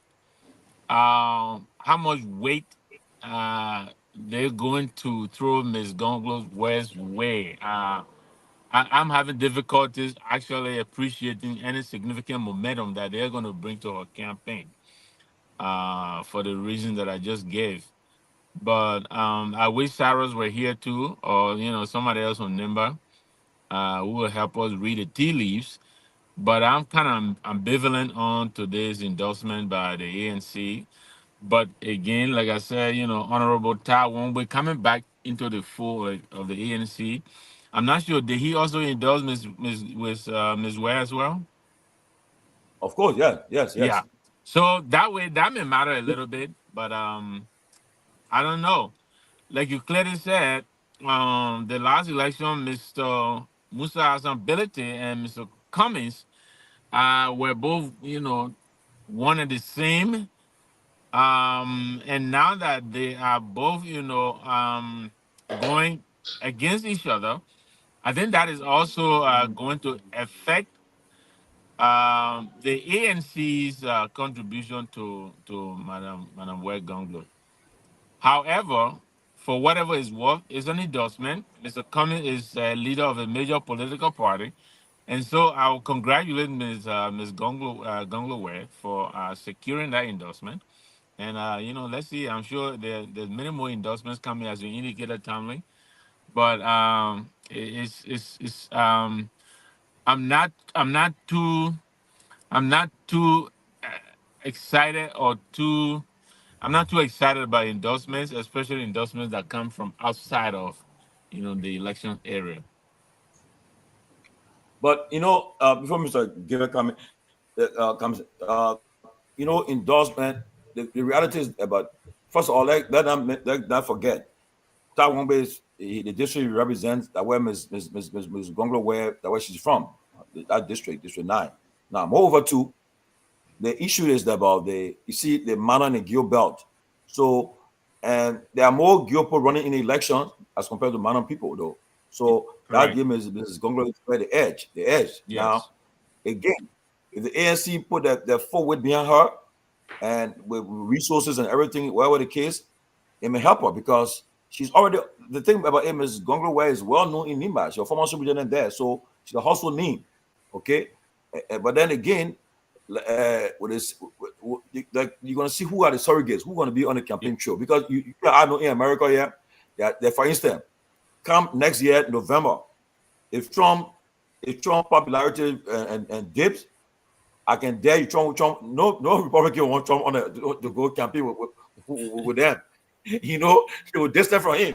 Like, you know very well, if his policy that he implementing now, if it doesn't turn out good and it have a backfire on the economy and the people being affected, I can tell you, most of the representatives that are running, they were distant from him. They were not going to be seen on the campaign trail. They'll run away from him. Yeah. So let's see who But I just wanted to throw in also the point that you made. If for instance, if Honorable Taiwan were say from the Guar tribe, I think that would have mattered a lot more. Not that it doesn't matter, but I'm saying it would have mattered a lot more. That would present Miss Gongloe as cutting across, both Mano and Guar tribes. But notwithstanding, an endorsement, is a plus. It's not a negative. And so, if I were her, I would take that and appreciate it and embrace it, and expand on it as much as I can. That's capital to me in the bag for her. Yeah. So let's see who are going who will be going on the campaign trail to go and make that case for her. Yeke is he's popular. So let's see whether it will help her or it will hurt her. We don't know. That when he gets on the ground, let's see what happens. But so let's hear from Mr. Gibman. Yeah, well, thank you very much. This is very interesting. It is a plus for Madam Ware to have. Remember the ANC. Nima has been one of the places where the ANC has been very, very, very successful. In fact, Larry Nyenwolo, when he ran, it was the ANC that made him to be representative of the Nima. It was the ANC that made Tar Wombe. That's not true. Larry Nyenwolo represented when he joined the ANC. That's not true. But listen to this. Yeah, no, don't say that. Larry was from the APD. That's not true. Yeah, listen to this. Larry was from the APD. We understand. To be corrected, but listen to this. Let's look at the cells, right? That ANC brings. Let's look at the cells that ANC. I'm not discounting what you're saying. I just try to correct you. No, but listen. Yeah. I'm saying, let's look at the cells. When the ANC, with the resources they have and the work they did during the presidential election, right? With the popularity, whether you like him or not, Larry Nyenwolo is a gentleman who speaks truth to power. He's knowledgeable. Absolutely. Very, very popular. So with all of these cells reactivated, with the resources that come along, remember, politics is resource intensive, especially a county as large as Nima County. So anybody who underestimate the endorsement of Cummings and say you are mistaken, because this thing requires resources, manpower. It is intensive. I did with some people you've been on the campaign trail. We talk about it's capital intensive, manpower intensive. We are talking about in a very short period of time where you need to mobilize. So to have the likes of Yeke Koloma, the likes of Tar Wombe, the likes of Larry Nyenwolo, the likes of Mr. Cummings, with their full weight in resources behind you. Do we know that Larry will be on the campaign trail, Jerome? Listen, I'm not sure, but I know he will be there. Right, but okay. The last. But Jerome, don't forget now, Jerome. Let me remind you, the ANC, the last election, they have Musa. If you remember, they were complaining. A lot of us who were, supporting the ANC were a little concerned that we didn't see that much of Mr. Cummings on display by the chairman, who was the CPP, who instead was the candidate. And so Musa did a lot of the groundwork. This is not to discount the ANC. Remember, the ANC had a convention in Denver and all of that.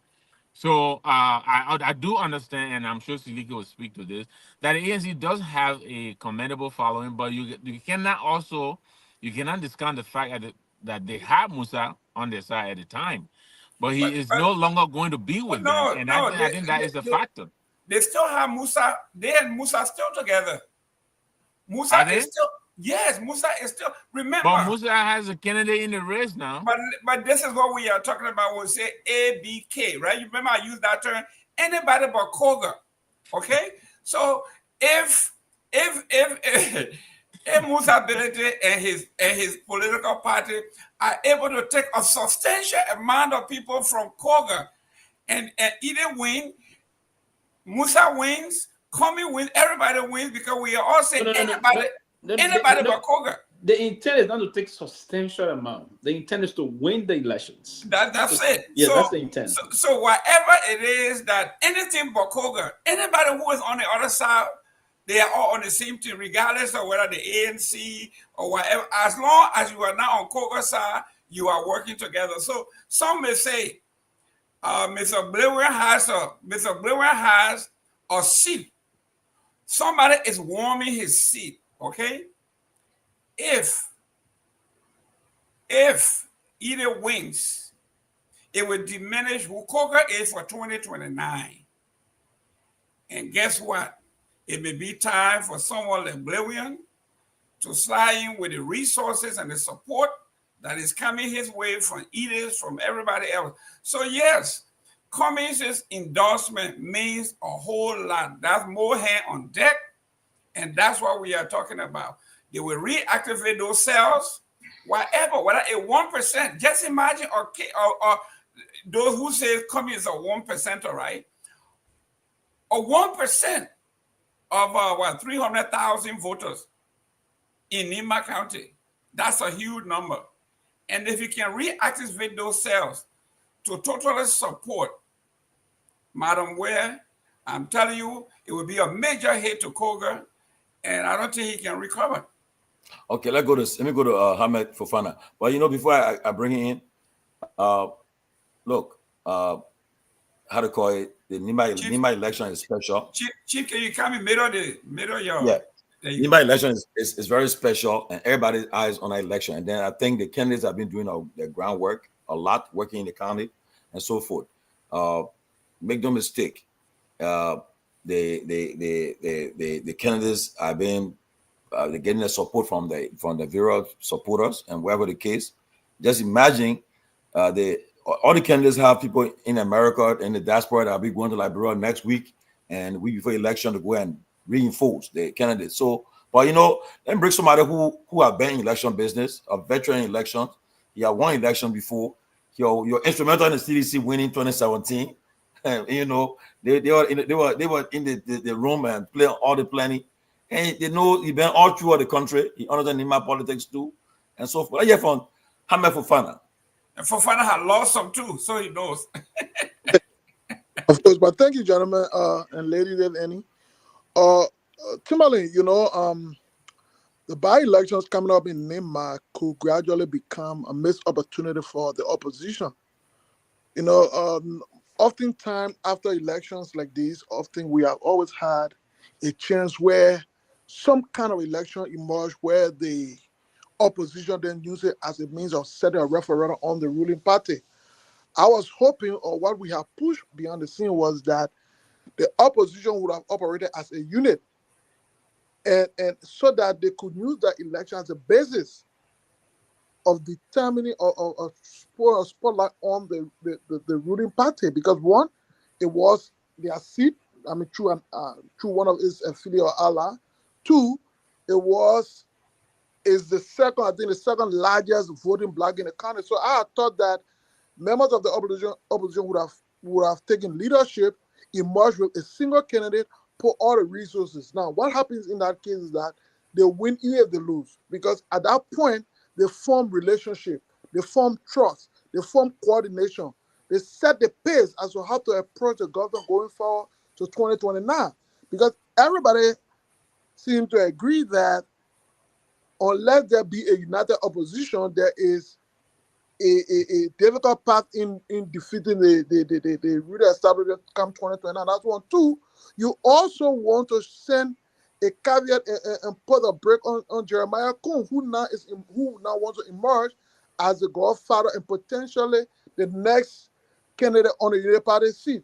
So I would think instead of you saying Kehleboe Gongloe going to the race and perhaps win for ANC, you have Musa Belede put your candidate, most of the other guys who are going as independent, one or other affiliated with one or two of these opposition candidates and parties. So I thought that they would have emerged together, form and descend on Nima, so that it does not just become an election to fill a seat, but rather a referendum on the policy, on the leadership of the current administration. And in that way, what happens is that assuming you don't win a seat, you form friendship, you form relationship, you understand capacity of each of your team. You start a conversation going towards 2029. But more than that, you also form a unique way of operating as you deal with the government on issues of national concern. But the go splinter, of course, there will be bad blood, whether you like it or not. Well, not necessarily from the top leadership, but from supporters. There might be people from the CMC side that may take shot at Edel and the ANC. There may be people who take shot at independent, and you just can't tell. Some of those things could resonate as we proceed. But this would have been a great opportunity for the opposition to have come together, unite, see who are on board, who ready to stand as opposition, who ready to say, look, we think in the last 2 years, the Garguah government has been performing dismally. That is why they have lost the seat in Nima County. I think that should have been the message. That should have been the approach as opposed to these things. But when it comes to the endorsement, I think endorsement in every form, shape, or manner, they somehow important. If an endorsement does not bring vote, it could bring strategy, it could bring resources, it could bring insight. So endorsement is a good thing. But I think what is most important was that the opposition should have used this election to send a message on the policy of the ruling establishment by ensuring that it doesn't win. To suggest that it can be anybody but Kovia is a fair strategy. How can you have 4 or 5 men in a race and you say it can be anybody but Kovia when each of you going there to win? We think that is deception, and you can't build an opposition against a ruling party like that. And you don't start it now. I see it being a little difficult as we proceed to 2029. Mr. Siddiqui, let me totally disagree with you on this, because this is the premise. This is a trial test, right? If this thing works, now they have a winning strategy. They can now come and give me the mental process. The mental process. No, I understand it. Yes, I disagree. I disagree with it, and it's my right to disagree with it. So this is what we are saying. We've seen this playbook before. If you saw the formation of how they call them, the folks that came together, I forgot the name of those guys that came together where Joseph Wakai was. All of these people were all part of this coalition. Well, wasn't that the CPP, Jerome? Yeah, but CPP, they all came together and they found out that there was a winning strategy. They took it all the way to the executive mansion. But let me point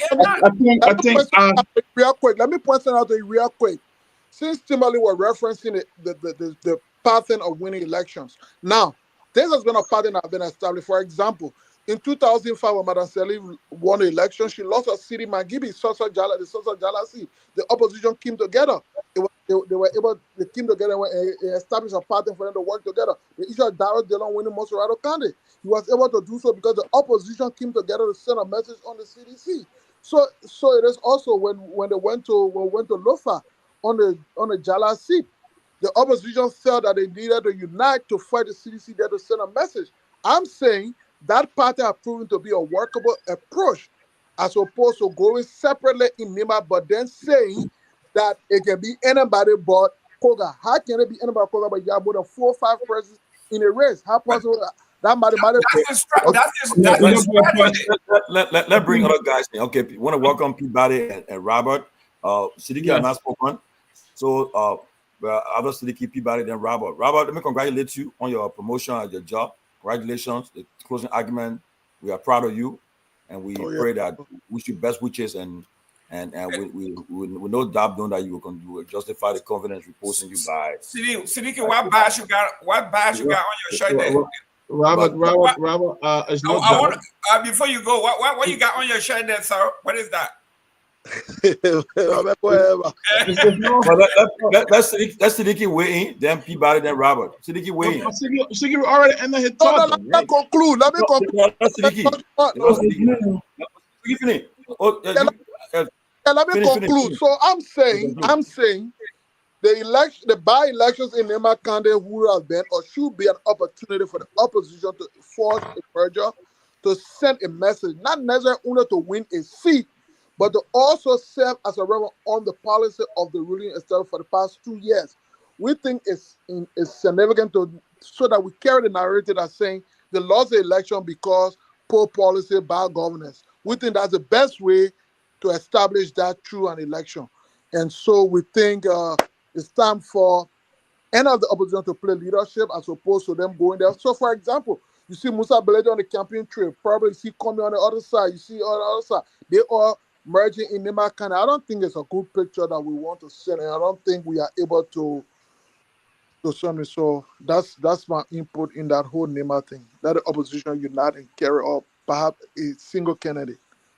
Siddiqui, but you know, the election is so confusing. You got the election, you see, because yes, election now, you see CDC and ANC supporting one candidate, and you got some sedition will be endorsing the government candidate. So let's see what happens. But Siddiqui, wait. Yeah, Brother Robert, it's good to see you and congratulations again, as Brother Tomalin mentioned, on your promotion. But look, let me say this. Nobody on this show, or anybody for that matter, you follow Liberian politics, and you carry this belief that the CPP in the last election of Mr. Cummings got 1% of the vote. You know, that's a complete joke. You know, and I see Pewee, I listen to Pewee analysis. He's talking about the ANC, you know, endorsement has no weight, you know, in Nimba. And he's trying to kind of compare that with a party that don't even have 0.00% CMC. They don't have a number, they have never participated before. This is the first election of Pewee, but you kind of trying to compare that with a party that have been tested 2 different election periods. And you know, relying your analysis on a very unfortunate and unrealistic election result, you know, about 1%, you know, allocating that to Mr. Cummings. That's unfair, Pewee. And also, Mr. Nangbe, you know, I will ask you this question. You talk about, you know, you ask a question if that already endorsed a candidate. After, you know, somebody informed you that the ANC endorsed Madam Ile in Nimba County, and you ask a question, you know, so I was kind of thinking, how can you differentiate, recognizing the fact that you heard that Tao returned today to the ANC, how can you differentiate Tao support from the ANC support? The fact that Tao is a member of the ANC now, of course, Tao and the ANC support Ile Gongloe. So whatever weight you think or you believe that Tao has in Nimba County, you know, that weight will be allocated to the ANC. And so I can understand that. But quickly, let me go to Tao return to the party. You know, and I had a Facebook Live today, you know, to share with some of our partisans. Some of them are disappointed that Mr. Cummings or the party was able to receive Tao back to the party. And I want to share this with all of them that are listening to the closing argument tonight. You know, when Mr. Cummings came 2015, 2016, the ANC was already a political party established in Liberia. And so there was this thing that presented Mr. Cummings to the Liberian people called Team Cummings. At the time, nobody knew Cummings at the time. Today, I hear people in Liberia and Pewee and other CDC people say Cummings is not well known, he's nobody. But the fact of the matter is that Pewee, nowhere in Liberia can go today, you say Alexander B. Cummings. Nobody not know him. Our problem have not been about Cummings not being known. Our problem have always been about people that can kind of share our message to resonate with the voters. That have been our problems. But the people who saw Mr. Cummings, you know, to kind of engage with the ANC back then, you know, the Team Cummings, you know, starting a team from nowhere to bring it to somewhere, Tao and the other people were in that foundation. It was just so unfortunate that, you know, Tao got, you know, disappointed and felt betrayed during the CPP collaboration, and that's part of the sacrifices Mr. Cummings made for the survivability of the CPP. You know, letting Tato go that way because he wanted the CPP to stand together. And I hear some of the people saying, oh, Cummings is desperate. He refused to go as VP to Joseph Boakai and all of that. But these are some of the sacrifices Mr. Cummings made in the back, you know, to allow people like that to go. Somebody who fought with him to kind of give him the political space in Liberia. But today, that is back. And I want to say this to all our ANC people. Do not fight that. Look, everything now that is coming to do is that he's coming to start from zero.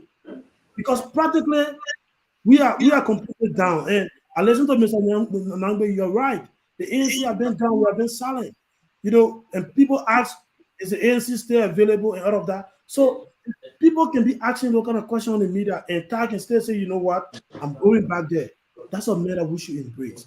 And this is not only Thai alone. There are hundreds of partisans out there that left because of some internal wrangling, because somebody close to Mr. Cummings didn't left, because somebody did something to them, and all of that, they left. And so today, some of those people, they are sitting on the fence, they are watching. So if we get on the internet and say, Thai don't deserve our sympathy, we're not going to forgive him, we attack Mr. Cummings, those people will be scared in their way. Thai blocked me because when he left, he started attacking Mr. Cummings. And some of the posts went on air, we try to attack at him, look at him, and block us. I'm not friends with Thai today, but that doesn't matter. Thai is back. The main victim of Thai attack was Mr. Cummings. And Cummings has no problem with Thai. And so I don't think there's a reason for me to get problem with Thai when the person Thai attack has no issue with Thai. And so I believe it's a great comeback. This is a moment for us to build our party and for that analysis that Cummings not get screamed in Nimba. And so you're not supposed to endorse anybody. A vote or endorsement has no rate. Look, Pewee, that 1% thing. Even the chairman of the CDC, Jangako, when the CPP was just packing away, he went to that meeting. He made a public statement that the CPP 1% is questionable. Jangako is on record. We can bring the tape. And so for you guys to rely on that every day, 1%, 1%, 1%. And then people will get a 50%, 30%, 50%. Guess what happened? And I'll close on this, Brother Tomalin. When the second round, the runoff came, you all say Abeton got vote more than Cummings. Rosoni Kamara Ako got vote more than Cummings. But guess what happened? George Weah drove to Cummings' house on 15th Street. When George Weah left, Joseph Boakai wrong coming, begging him for a vote. But the Abeton and Rosoni Kamara drove to Jamaica Risto and Rehab to negotiate a second round deal. So how can somebody who got 1%, you drive to the main house, but somebody who got 2%, 7%, they're going to you, they're only going to you. But the 1% man, you running going to your house. So, you know, logically, anybody who carry this belief, it's not something for me to even waste my time going into that kind of argument, say we got 1% out of that. So that was just one. Quickly before the that's not fair, but I know that. Yeah, let me say, and what and I know, my dear Sidiki, you have to be very sometimes attentive when we saying things. I didn't relish Mr. Cummings. The intent was not to relish him. Here's what I said. I said the endorsement is good. Probably you get that number, and you need to cool off a little bit in terms of this reactionary tendency you always bring to bear about this ANC thing. Other than that, you push more people out.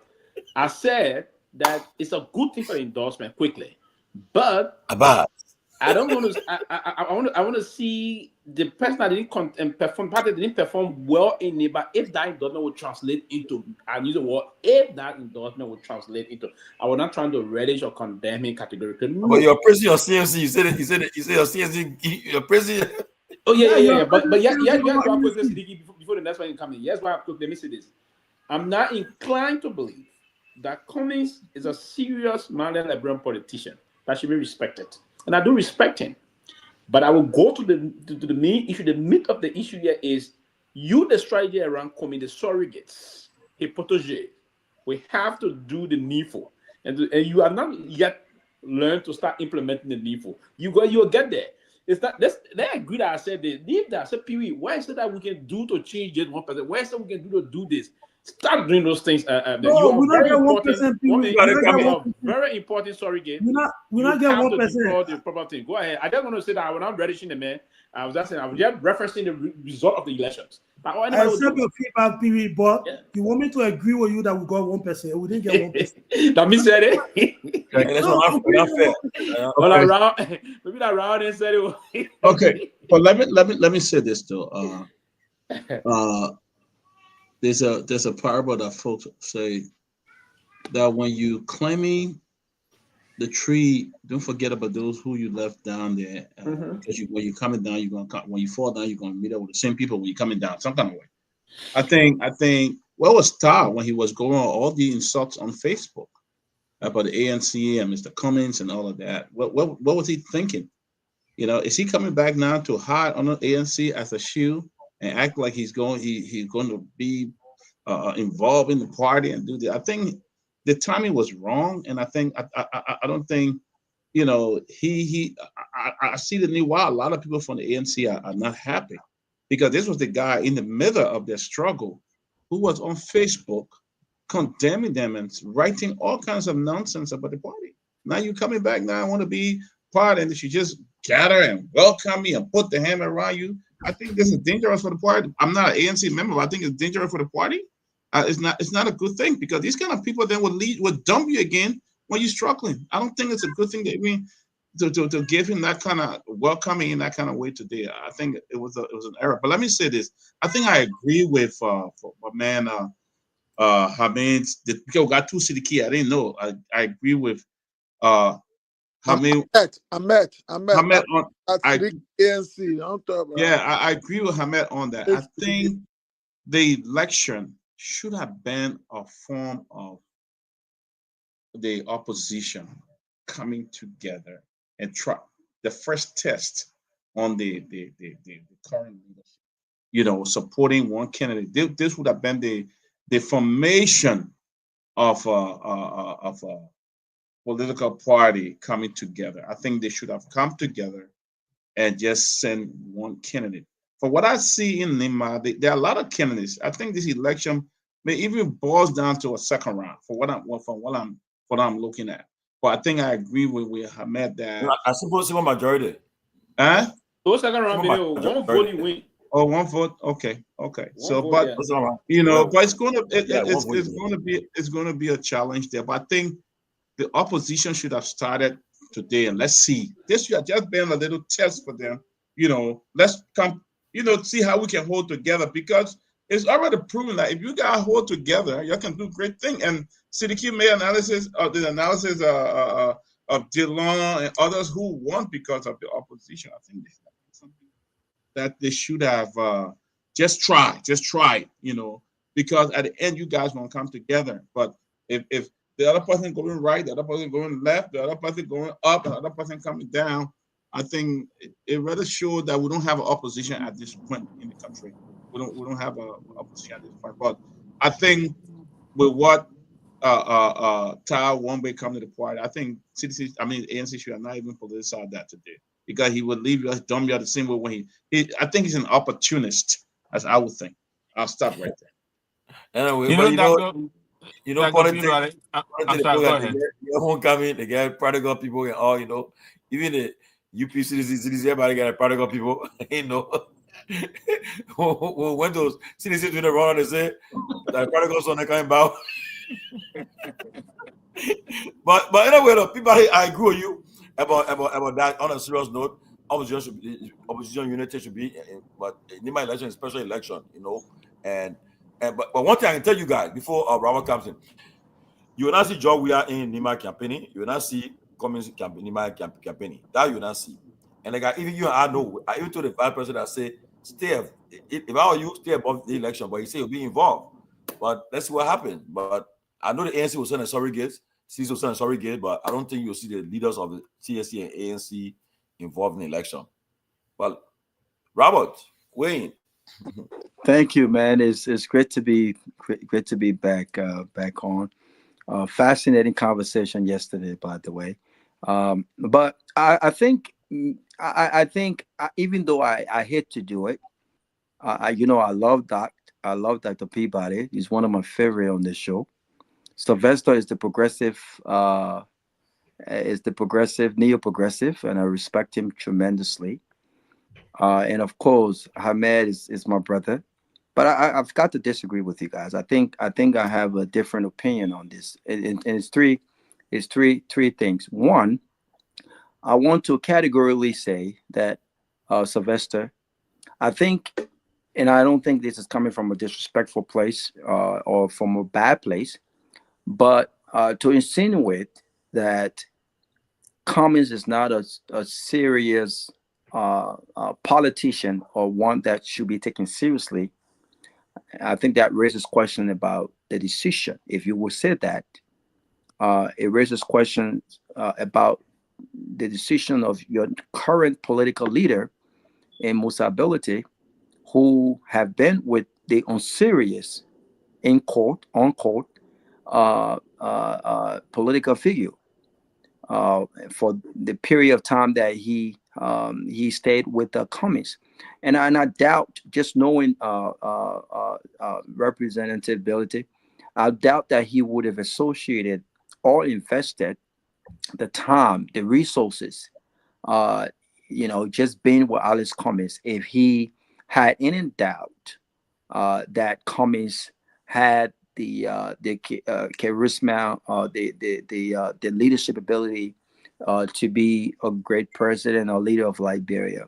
And so we can discuss, some of the issues that I think is wrong. And I don't think we can discuss the strategy, the surrogates of Cummings. We can discuss those who have been, key voices in his marketing. And we can discuss all of those things. And I think there are issues there. But to describe him as an unserious political figure, I think that's far. Nobody said that. Paul, I don't think you are listening very well. Nobody said that. You said that you don't think Cummings is a serious political No, I didn't say that. What did you say? I don't know what you're listening to. What did you say? Mr. Candidate is a serious a political figure in the country. That's what he said. We should recognize that Cummings is a serious political figure in Liberia. Oh, that's what you said. That's what I said. So I said, probably you aren't listening well. So I thought that on serious. Okay, so we're going to rebuke him how he said. My choice of word towards honorable people can be. Mindful on that. So I take that back. So I think I heard you wrong. Yes. You did. Yeah. So I take that back. And my apology. Yes. So I concur with you. I think Cummings is a serious political candidate and a political figure in Liberia.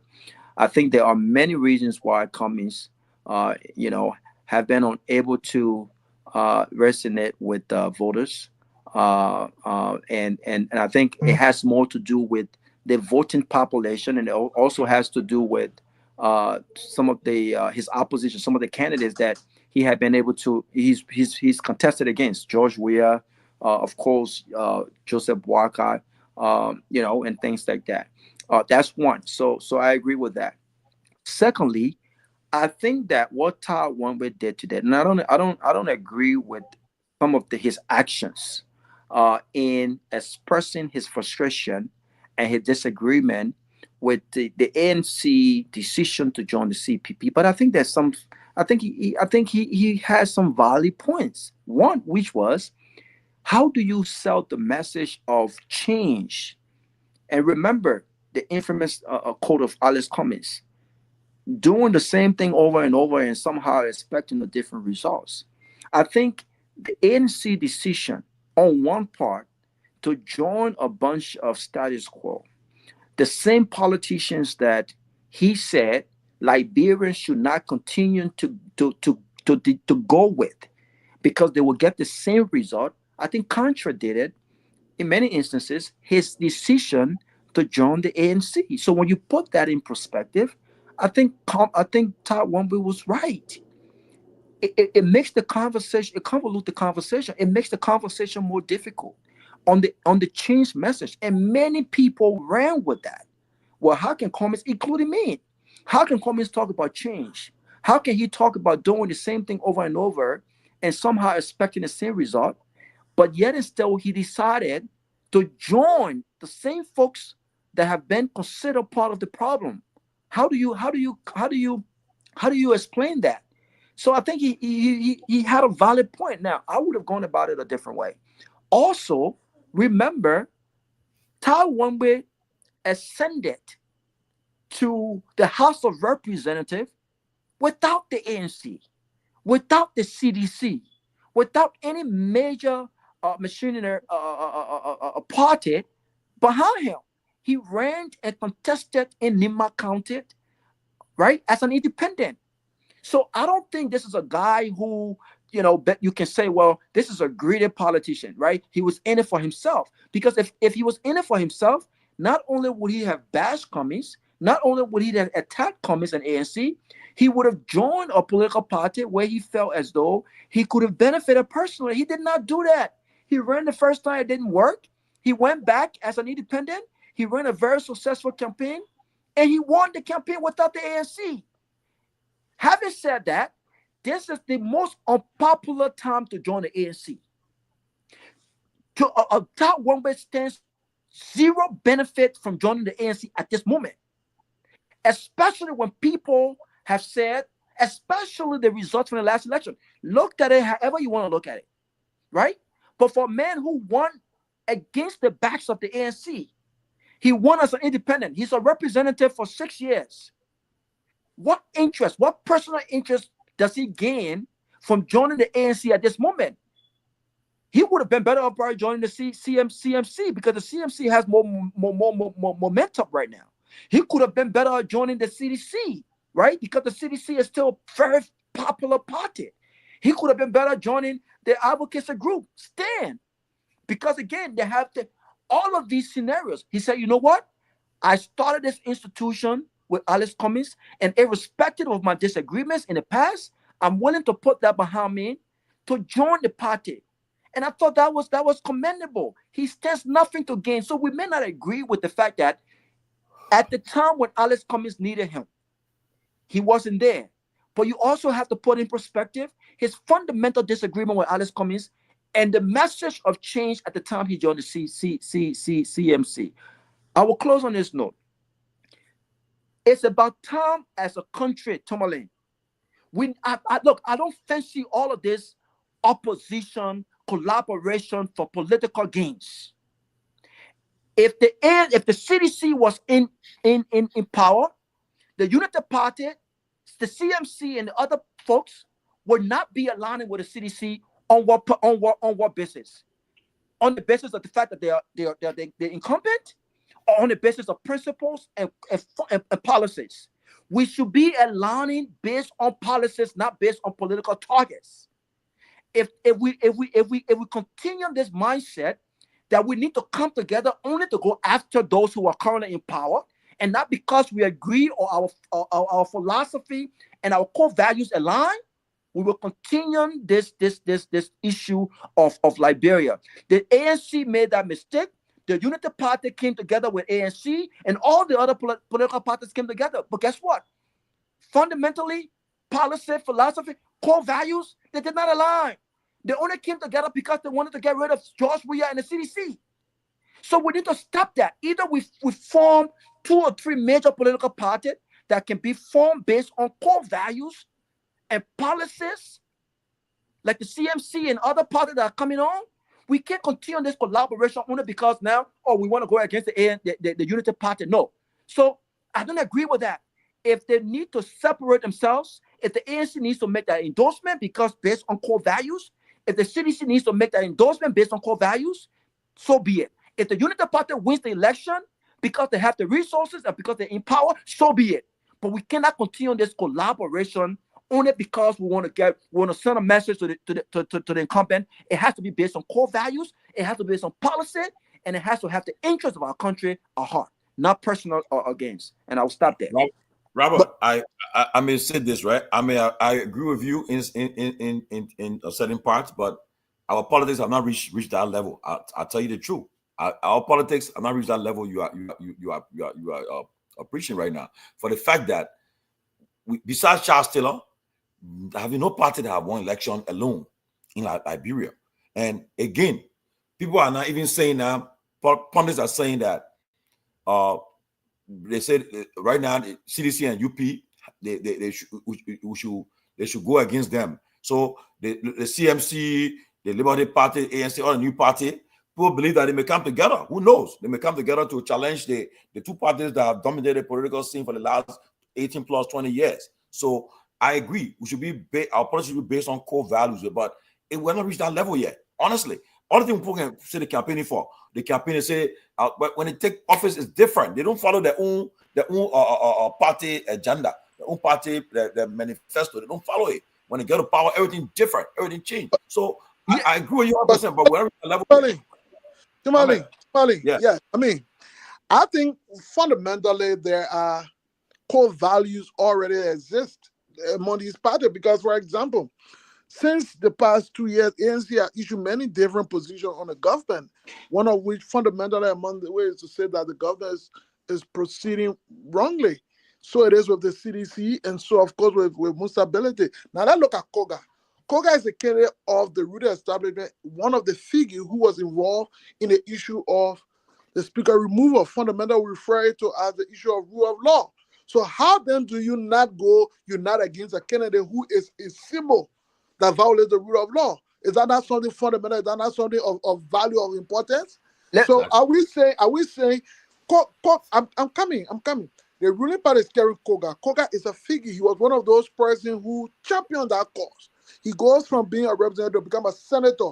In other words, saying his actions over the past 2 years have been justifiable for which he's been rewarded with a vote.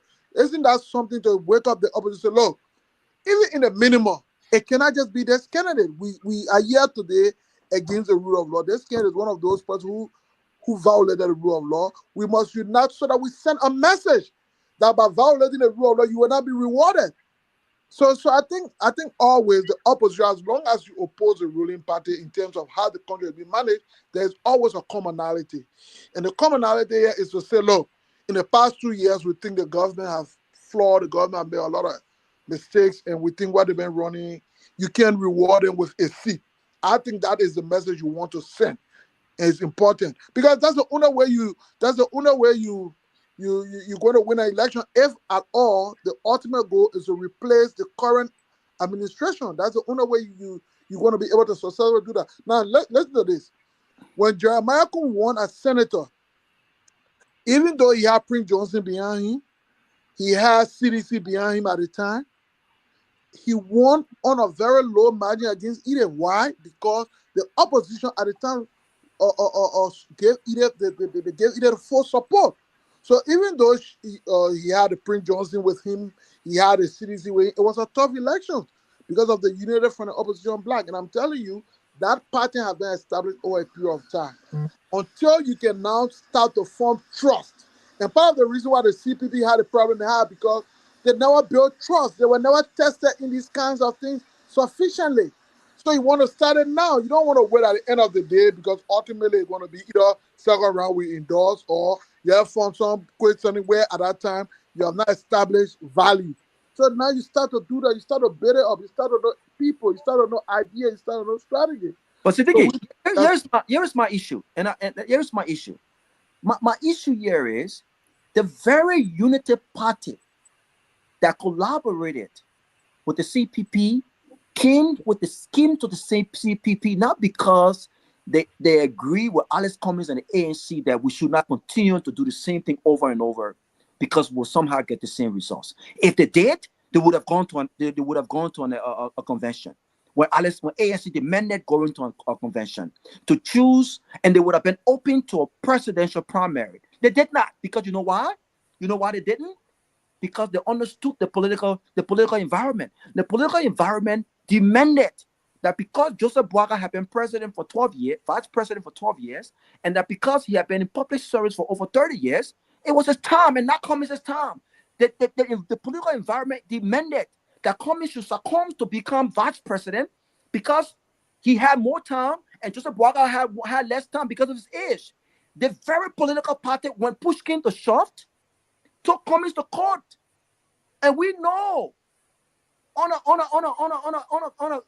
character assassination case, there's nothing of value or principle when it comes to political collaboration. And I could be wrong, and I want to be proven wrong. But here's what I'm saying.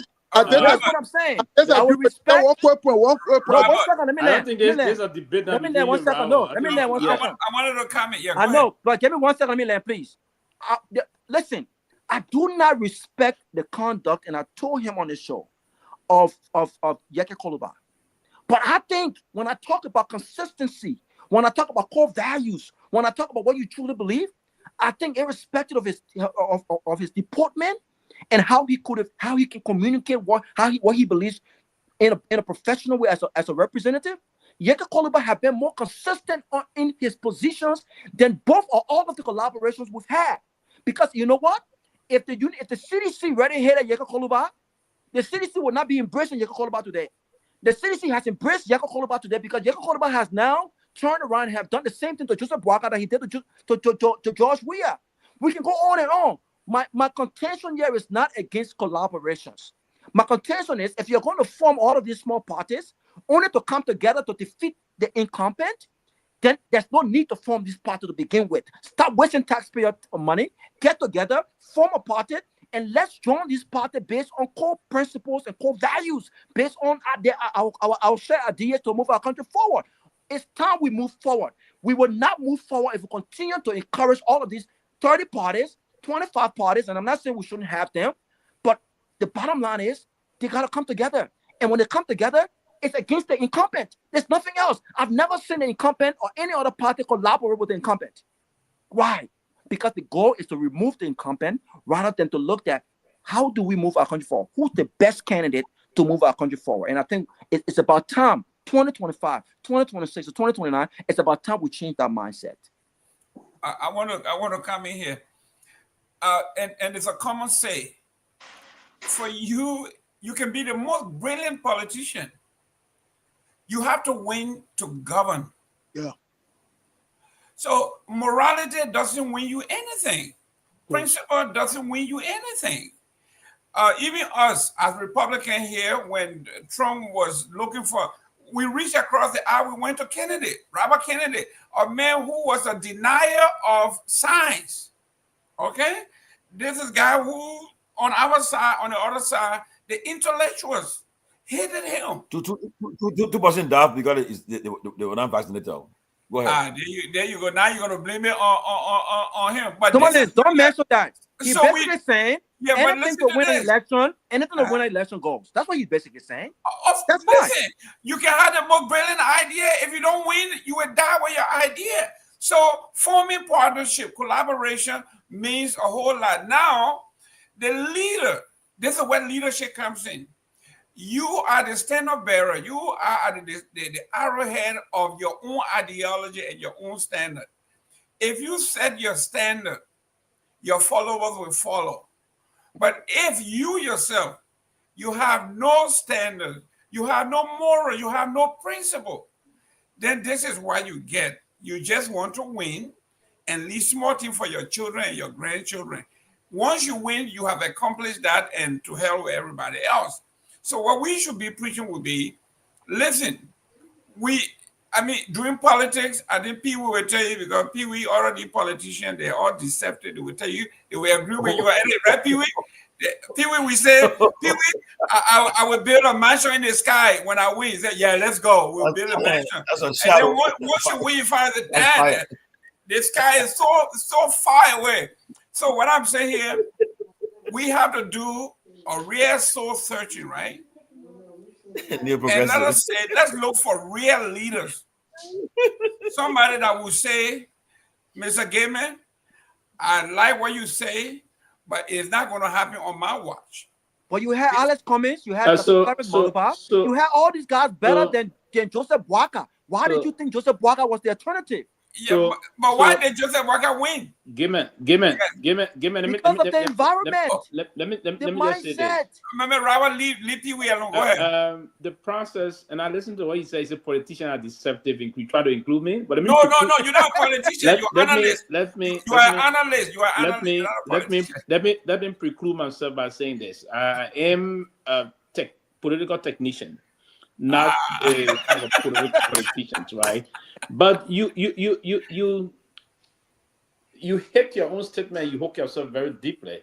You just get an analogy about going to some using the unorthodox means, right? So those of you that came into the unorthodox means, that the deceptive nature you knew, right? You went to someone that denies science, right? All the things you say, you guys have to reach out.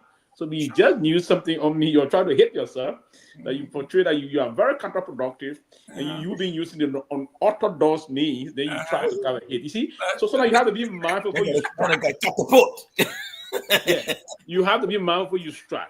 Listen, you just told Pewee, the you are even Pewee. more. I can't hold on. No, Pewee. Hold on. You remember you go punch the man, you miss, and you fall down. Hold on. You just openly said that you indulge into very deceptive tendency by going to someone that honor man's signs. You are very deceptive. Right? No, I was saying to you that you need to win to govern. No. Before that, you said the issue about the Kennedy scenario you gave, right? But you got to remember when you are engaged with political technicians, you have to be very mindful. Oh, you're not a politician, you're not a political technician. A political technician, yeah. But on a serious note, and I listened to the debate quickly on this issue about being alliances and trying to coalesce. It is important that political parties do coalesce. But again, it's not in all circumstances. Why it does time to time, and that's what we want to say, I think Mr. Nambe is here, it defeats the purpose of political pluralism. Right? Because now the intent of the Constitution of our country is to have proliferation of political parties and allow those parties to contest in free, fair, transparent election that the field will be level. Right? Give everybody the opportunity so the intent is not about everybody coalescing behind someone. Yeah, the debate sometimes it sounds sweet that way, but it defeats the purpose or the intent of the Constitution to allow people. Why I think it's progressive struggle for us to be having elections. If you don't want to do that, then you want to be co-opting, because that's the tendency to co-opt some other political party to the bigger one, right? It's like big fish swallowing small fish. That's not the game for me. I don't push to that. I want to allow people. So let me ask a question. The result of this election in Nimba, I want everybody to weigh in. That would just spend one minute each, okay? So we got the time. But the result in Nimba election, you think if the ruling establishment candidates win the election, you think it will have an impact on the opposition community? No. That despite all what all the dismal performance of the ruling establishment, but yet and still, they are still their candidate, the back candidate is still winning. Now, number two, if the opposition candidate win, any opposition candidate win other than the ruling establishment candidate, what do you think is signals? Okay, I would say I will on board. I would have to take my 1 minute on that. So the ruling establishment, the opposition, if the ruling establishment want to win these elections, it will have nothing whatsoever negative towards the opposition camp. There's a quick reason. The person that has been replaced in these elections, he's an household name by himself. And right, it's the household name, and he got some deep association with the vice president and the ruling establishment, if you will. So it would not be no cause of anything for the opposition to say, hey, we feel no. But if the opposition were to take this seat, it will be a serious slap to the ruling establishment. It's a litmus test to 2029, particularly if either Gongloe were or whosoever were to, because the other person, they'll go back to Mark. If Mark were to win, there's a tendency it'll be soft or about the either were to take it, or even the opposition can, any of them. It's a slap in the face to Kun. It's going to be devastating towards the ruling establishment. But there will be no impact whatsoever, zero impact on the opposition if Koga were to win these elections. I would just stop very quickly. That's my thought on that. I'm not interfering who will talk, but I'm just. I'm not interfering. Robert, you'll come back, but I'm just getting news that Councillor Augustine S. Chie has written something saying that he's hearing that the executive is. We read it already. We read it? Yeah. Okay. So Rob, go ahead. Sorry. Yeah. So let me go because I gotta go. I agree with Pete 100%. I think this seat is the incumbents to lose, not the opposition. And you know what? I know you may not like it. And it buttressed my point that I made earlier. If I was advising George Weah, I do not think George Weah, I do not think Alice Cummings, I do not think any other major opposition political leader should be forced against their own principles and their own will, only because they want to see the incumbent lose a seat, to go and campaign for an individual that they don't know, an individual that they don't trust. This is the point that I made. When people campaign for people, if I were to endorse a candidate, Tomalin, and everyone else, I want to endorse that candidate based on the fact that I believe in my heart that I understand, I've read, I've perused, and I understand their plan, and I believe that they have the best option to provide leadership not only to the district, but by extension, Liberia. Not because I want to see the incumbent lose a seat. And I think if we embrace this mindset, if we embrace it, look, I don't agree with Joseph Boakai 100% of the time, but do I want him to fail? Absolutely not. I do not want Joseph Boakai to fail because I understand if he fails, the Liberian people fails. However, there are politicians who wishes Joseph Boakai fails to win the next election. Yes. And we have to, at the time, let me land, please. I'm almost done. And we as a country, we got to pass that stage because it become about greed. It's become about self. When we are praying that one politician or one political party fails, and Unity Party did that. Not all of them. Some member of Unity Party prayed that George Weah did not succeed. This is the reason why they spread falsehood. This is the reason why they spread lies. This is the reason why in many instances they won this election by lies. This is the reason why it's so difficult to govern. But we got to pass that stage where we can fundamentally disagree on policy issues, and we can still applaud the government when they do right by the people and not by our parties. So no, we can collaborate. I'm not against us collaborating, but it should be based on truth. It should be based on nationalism, not partyism and winning the next election. So yes, if I don't like Koga, I think he's a clown. I think he's an idiot. He does not represent the larger good of Liberia. But I cannot support Edith because Edith is from the opposition. I cannot support Mark because Mark is from the opposition. I must understand and believe that the other candidates have what it takes better than Koga to win the next election. And I'll stop here for now. Good. Listen, this election, if the opposition loses this election, this is an election of referendum on the leadership of Boakai and this administration. If the opposition cannot make the case that 15 months into this leadership, that they have an F on the economy, the security of the state, an F, okay? Our international prestige, an F. The confidence of the people in the government to protect them and provide the basic necessity of life is F. And if the opposition sits and the ruling party wins it, I'm talking about absent rigging and cheating, fair and square elections.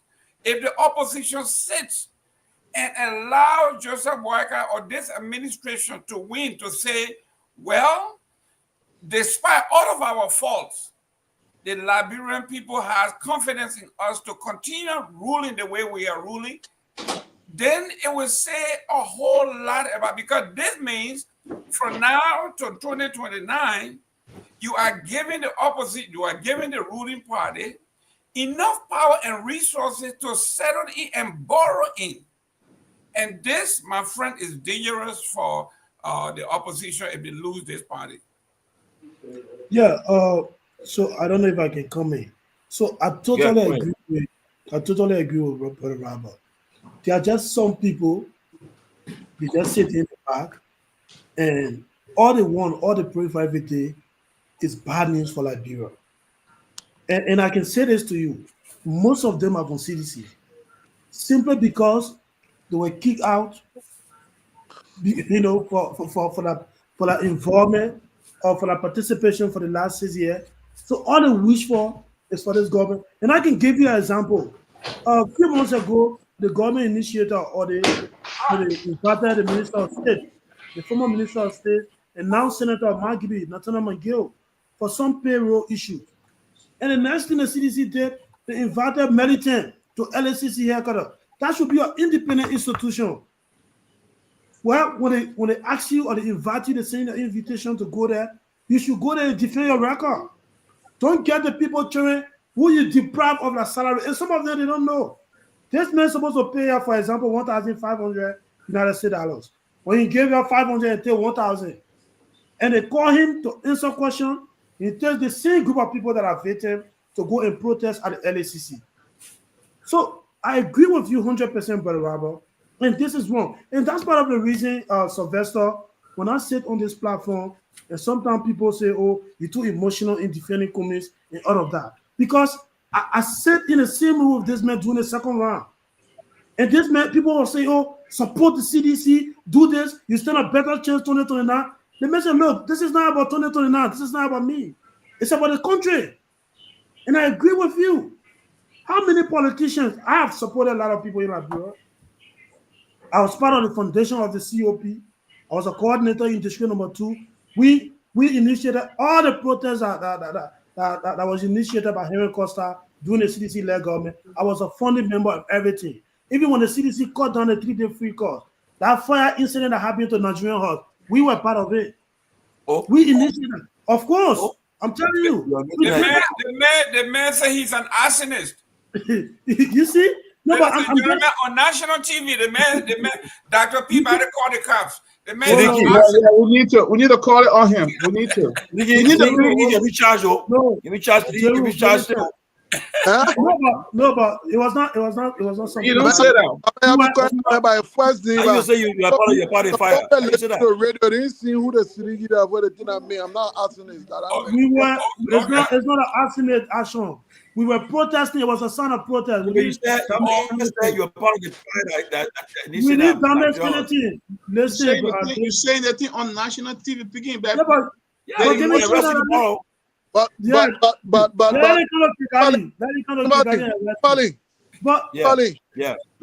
chance. Let me in on, please. Give me a chance. Let me learn. So the point I'm trying to make here is very clear. We did a lot of things, when we were supporting other people. That's the point I'm trying to make here. And all those people, look at what happened to us at the end of the day. Costa, the same guys we were standing against for damaging our country, they end up endorsing those people. And the same man Costa said the man was going to die after his inauguration. Costa now, having dinner with the man posting all on Facebook. So I agree with Robert. The point I'm trying to make is that a lot of politicians in Liberia stay for nothing. It's all about when they are not in power, how they can do anything but at any cost to get themselves back to power. And most of the action Robert narrated, and CDK will end on this. You talk about, when the oppositions are together, the ruling party, we have to unite. And you mentioned the case of the capital Bailey issue. Don't forget to now, the same CDC that you want us, or you want the opposition to unite with. The same CDC get together and remove a certain justice illegally. So there is nothing different for what is happening today than what you guys did to Cabinet Johnny. And the good thing about it is that Cabinet Johnny is getting all his money back from the CDC. Because Emma Glasgow, Cabinet Johnny is representing her. So all your things you're doing, the UP is taking advantage of her. You're running to the same man, you're deprived. You'll get the man out because you feel threatened about that. And so CDC and UP, they are no different. And so I agree with Robert 100%. So thank you so much. That was the play. Yeah, so you said something, particularly so when you say you are in a room with communists, you know him personally, and then he made a statement that he could not make his decision to support the CDC because one needed to reflect on the country. Then it says it gives a contradictory picture of him because here's the same communist who said you can't give the Unecollites in a village to the old man because the whole town will go hungry. So you see, when you give those kind of a conflicting picture about you, it becomes difficult for you to sell yourself for both to understand exactly what you want to do. But I'm not going to deal with the communist issue right now because, of course, I respect him. I have no issue with him. I just think that was a little contradictory. But when it comes to this election and the question you asked, Tomalin George, either side, the result of this election, other side will provide either a momentum or a reason for reevaluation of your strategy. So, for example, if the ruling party were to win the election, Jeremiah Kun will see that as a boast to him. Based on the calls he made, he will take that as a personal boast. Like I was able to influence the win. He led that charge. He now consolidated himself as a potential replacement for Bouaka if Bouaka were not to run again. So he consolidated himself. He take grab of Nima County. He built new stakeholders there. He makes himself now a national voice because then he comes out of the Prince Johnson shadow. He's nobody Prince Johnson protege that made the win. He's now making somebody to win. He becomes that national leader beyond being a vice president. So it's good for him. Were he to lose that, it says a lot about his influence and his control in Nima County because Jeremiah's step to seek to move towards the president must start from Nima. If he cannot convincingly bring that pillar together, it becomes a lot difficult to be able to navigate somewhere else. You must always have a base. Now, I would think, for example, if George Weah is to run 2029, and assuming Jeremiah run, he'll be somebody who will face up. Well, I think the election in Nima County will be an opportunity for him to straighten that. He got over 50,000 votes. You want to go back there and see if you still have those people votes with you. You want to go back there to see what you need to do. So it's not when you go to an election, especially these kind of elections, not necessarily because you want to win, but you want to be able to build strategy from what happened there. Going into Nima County, going and say, look, we cannot reward a ruling party after 15 months of dismal performance with a different seat. I've come to say this, your own daughter is. She served as superintendent or Mago, whatever. I think this time around, we must send a message to Bouaka that, look, you need to govern better. You're not going well. And so we're not going to elect your candidate, elect somebody else. Let's see how much he still commands the vote there. He can use that. Let's say he went there, he got 50,000. He want to support candidate priority, possibly only 5 to 10,000. Doesn't that say to you, look, we need to do something, we need to increase our Nima strategy game, we need to go in there more forcefully? It's cool will be the point. So I'm just saying, political parties are like football team. You practice all along and you go to games, final game to know to put in place the things you have practiced. These elections provide an opportunity to implement your strategy, to implement your policy, to see whether you stay resonate with the voters, whether that connection there, to see what you need to do. You don't want to wait for that to be rusted. So that's how it's from that point I come from. And that suggests that we are saying there shouldn't be multiple political parties. The fact that parties come together doesn't mean they don't exist. That divergence of views into one package, it happens everywhere around the world. And I think when they talk about multi-party democracy, it doesn't necessarily say 50, 100 parties. Even you get 2, 3, 4. But the fact that 4 or 5 parties come together on one commonality also suggests that's multi-party in a common ground. So I think the opposition needs to go into Nima forcefully. It gives them 2 things. They can win. I want to ask you, why you're not involved in CDC Sam Molu left? I'm one of CDC vice chair. Currently? Yeah. But I see you opposing CDC all the time on Facebook. Oh, you see me be objective. You see, that's the difference. That's the difference. CDC is my political party, but of course I will oppose when CDC is in error as a Liberian citizen. I will speak from that point of view. But not even the way where I would try to demean a party and I don't something. So yeah, I just try to be as objective as I can be when it comes to issue of national concern. But you being objective is when Molu left the party. That's my point. Man, somebody want win. You being objective about the CDC. No. I'm not Molu. Molu will speak on why he left the CDC. Okay. So you can't tie the two together. I'm saying to you, not just CDC, but I try to be as objective as I can be with the CDC, with my friends, with my political view when it comes to issue about Liberia.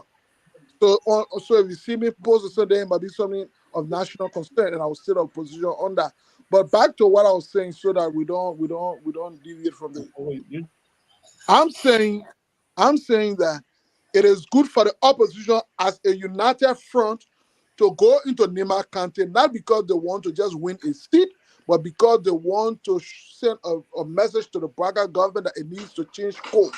And I think the NIBA election provides that platform where you can say it's a better platform than a protest, it's a better platform than a press releases, it's a better platform that's coming on radio.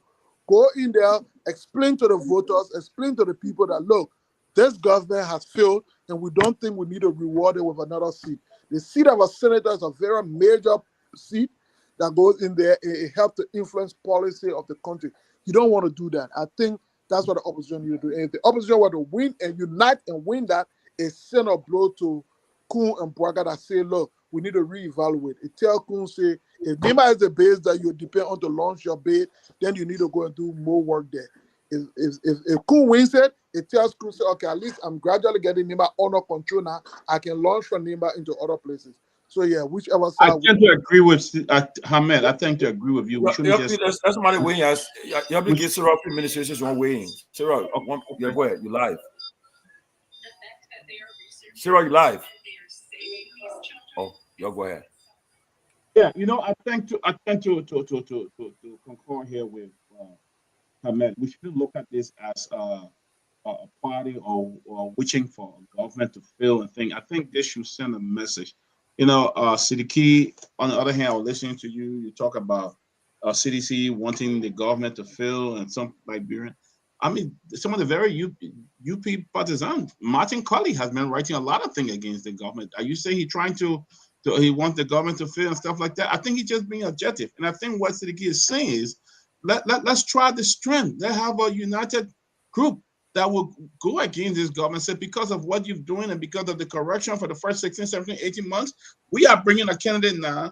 This will show that the Liberian people are not happy, and that's why the people of Nima voted against you to bring in somebody. So I think he's not.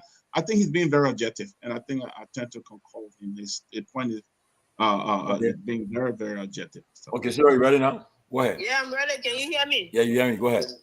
Yeah, I was just saying I agree with what a lot of you guys said with regard. I believe the United Front will do the trick for, whoever it is, but I doubt it that that's going to happen because, first of all, Nima politics, from everything I've seen, it looks like it's local.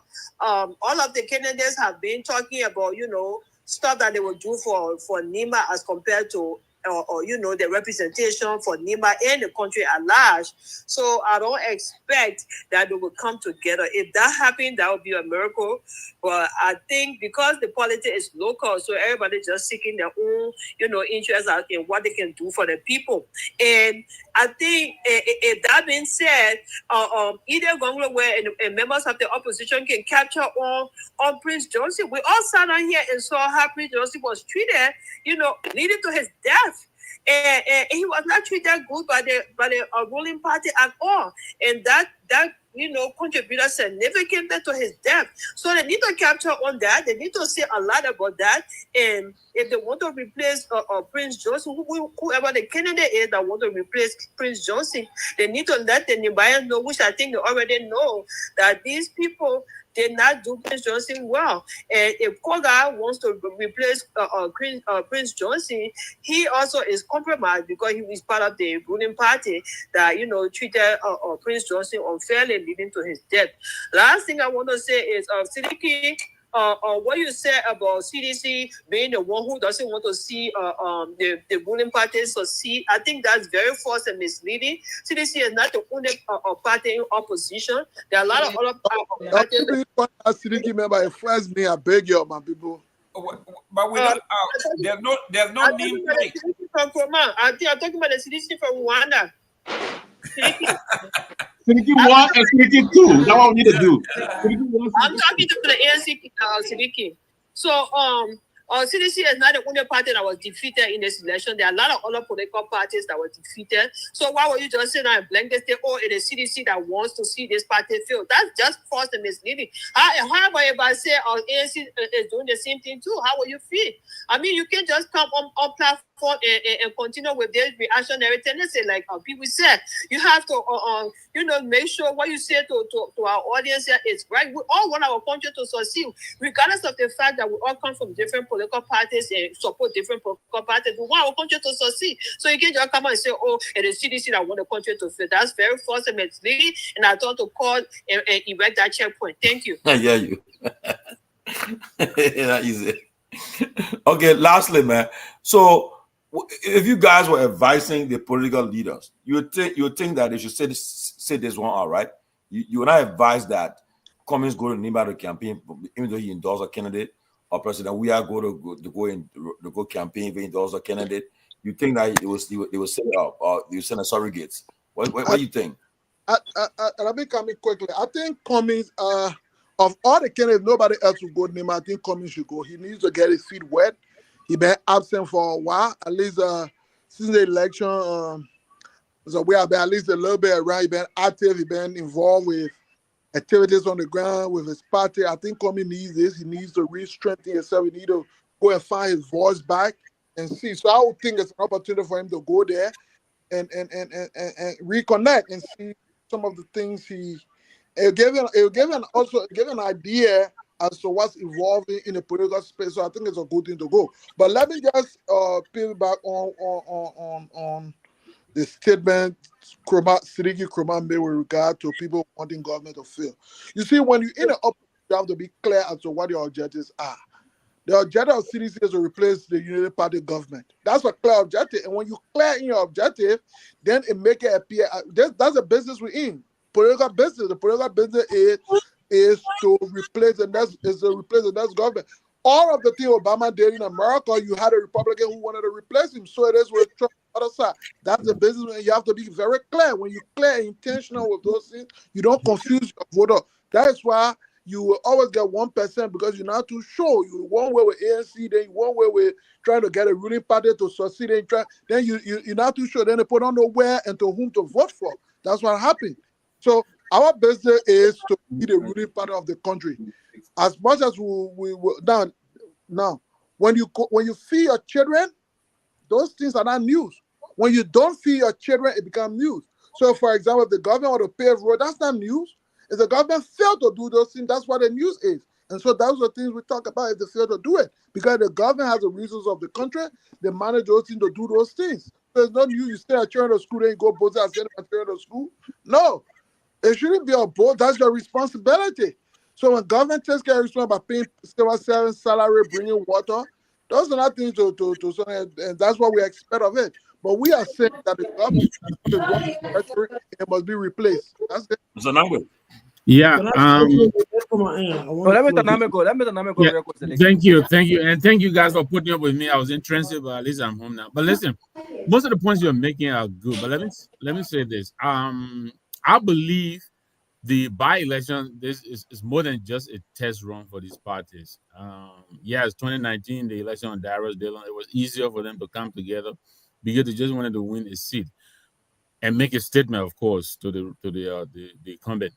But this time around, I think these parties, it is very important for them to make a showing in Nimba. I think they are planting their seeds in Nimba.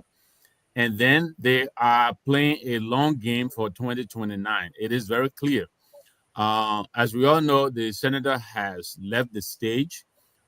Everyone is trying to identify the opinion leaders in Nimba. And I think this coming by-election is an opportunity for these major parties to go in and plant their flags in Nimba. I think this is what this is about. Whether you win or lose, but at least you are identifying who your go-to is going to be. And also, the endorsement of the ANC and other endorsements basically is to say, remember what I did for you yesterday. This is my time now. You better, come in my corner. So I think it's more than a test run, and this is why I think Cummings is going to go to Nimba, and this is why the VP is going to make his pitch in the election. Everybody is trying to plant their poll in Nimba and identify who their opinion leader is. So this is more than the by-election. I think they're all looking to 2029. Let me say this. Let me mention that. Let me say this, Mr. Nyenwolo. And by the way, I love listening to your analysis. I think you always spot on. And you guys come from wisdom. I love wisdom.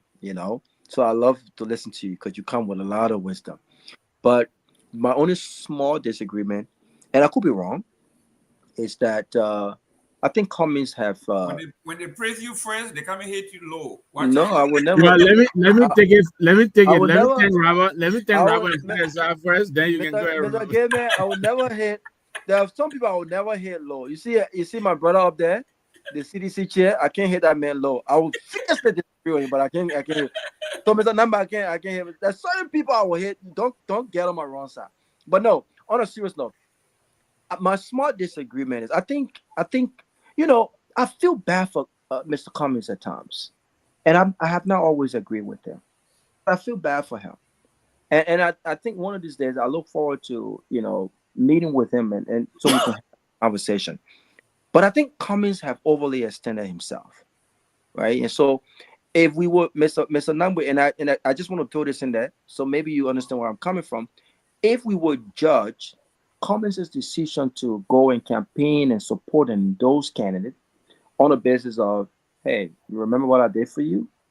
Then I think if that's true, then I think that Talia Uri would have remembered what he did for her, because he did for her what he had not done for no other candidate, right? I remember, he wore rain boots, and he went to campaign for Talia Uri. He went in some of the ghettos, in some of the places that I need to toughen up. There's certain places I can't go without security, right? I'm not gonna lie to you. So the more I get into my political move,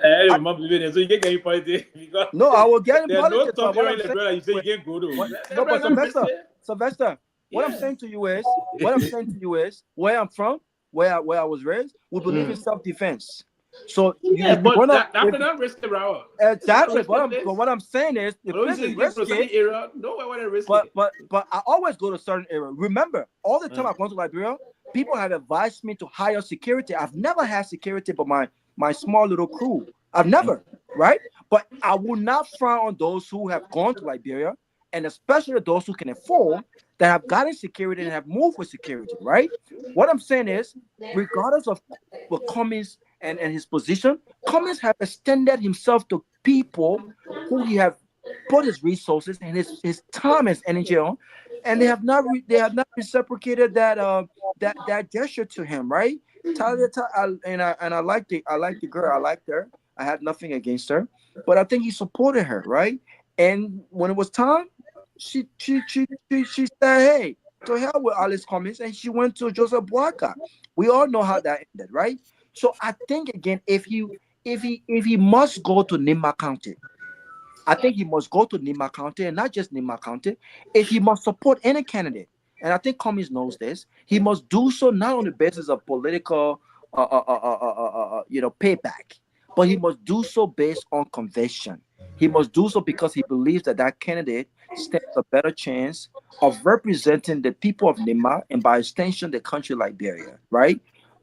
Lastly, I don't think political parties or political leaders should sit this out, Tomalin, only because I don't think this is just 15 months into this election. This is not a midterm election. This is a special election, right? Even though the replacement is very significant, is Prince Johnson, and I know Jeremiah Cohen is trying to flex his muscle. But let me say this, Tomalin, if Koga wins this election, this is not a credit to Jeremiah Cohen. This does not in any way says that Jeremiah Cohen is the grandfather of Nimba County.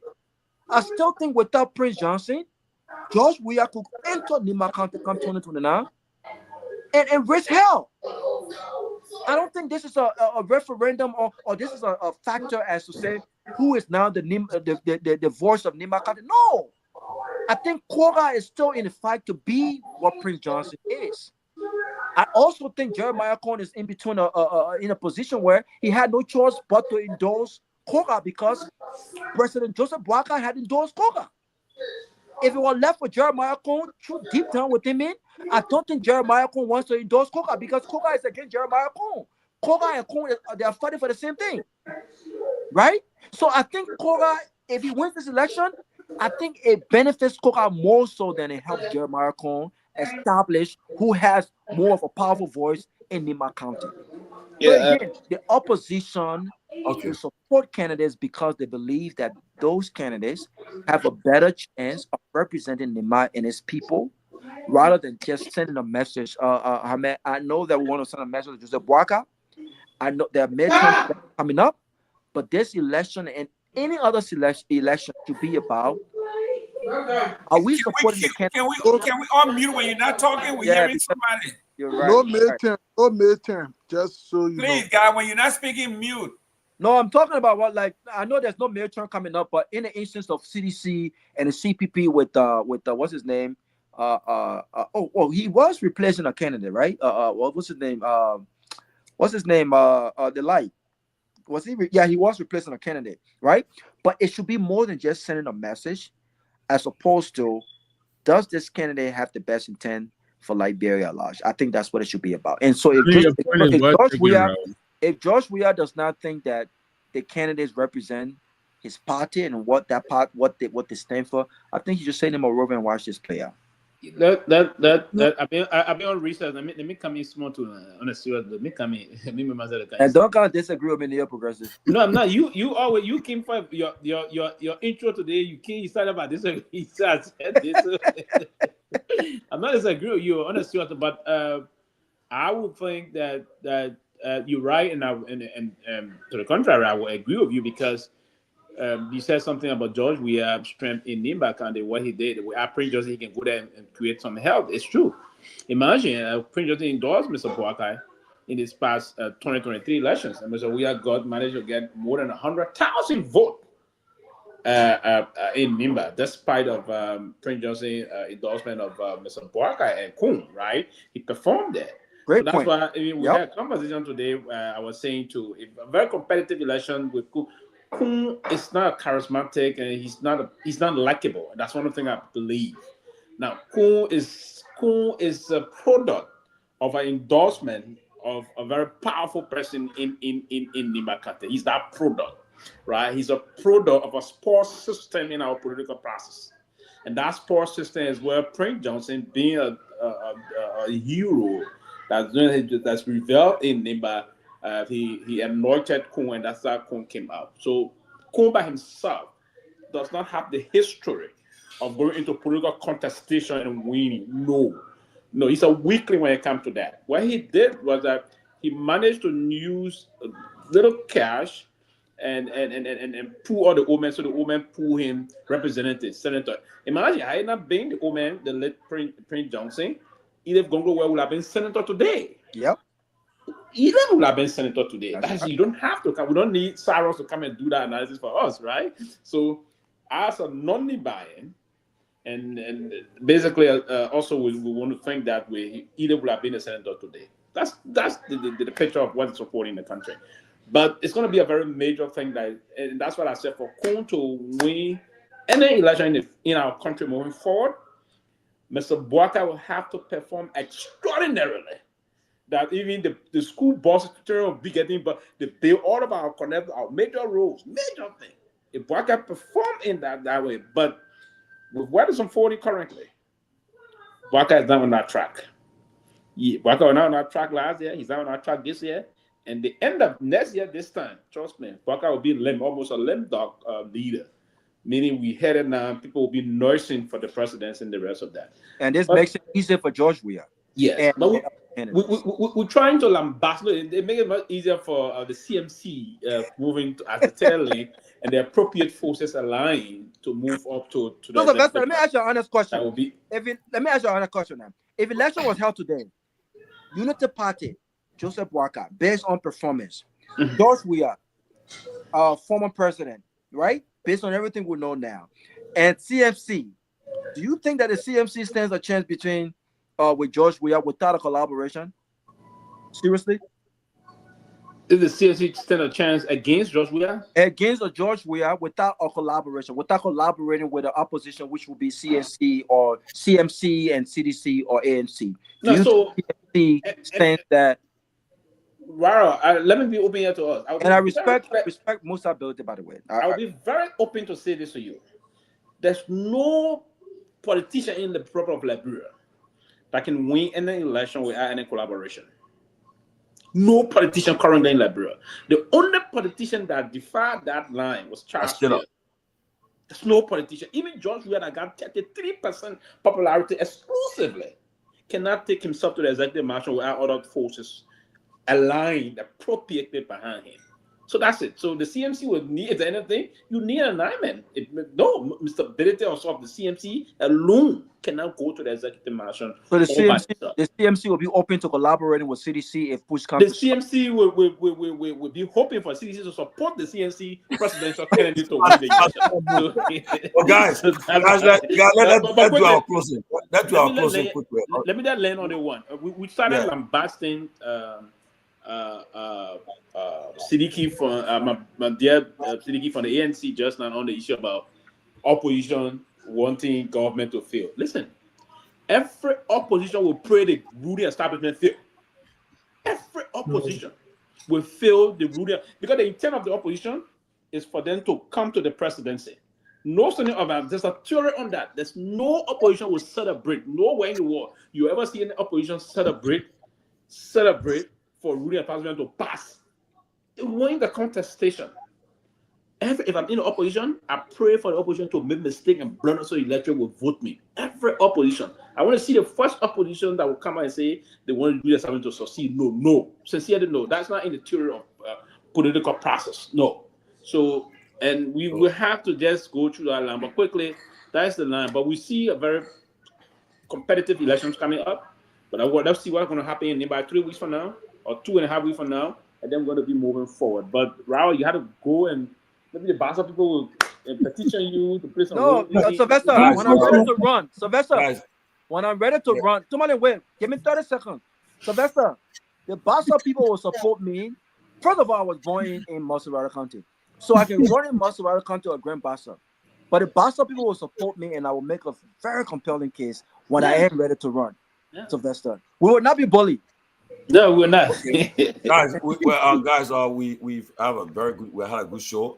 But in closing, let's do our closing now because of time. Let me say this: I know the issue about the former vice president, her benefits and so forth have been trending. But I don't know. The Minister of Information today came up. They get the government official position. He said that vice president is being paid her benefits. He challenged her. And he said that if she claims that she's not being paid her just benefit as a former vice president, she should file a claim. But as far as he's concerned, the Burger government is paying her benefits and up to date.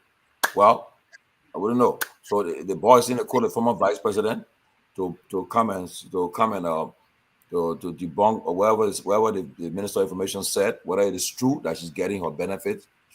I think she should make a proof that. But I saw some documents today.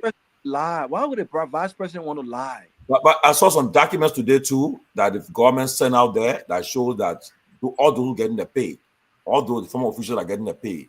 But that for the month of March, but you got 15 months of claim. Why they didn't publish all 15 months? The question is, the government has said that. Since the government has said, I want her to come and. I mean, if I were her, I would embarrass them. Okay, because they come here and saying that she getting her pay.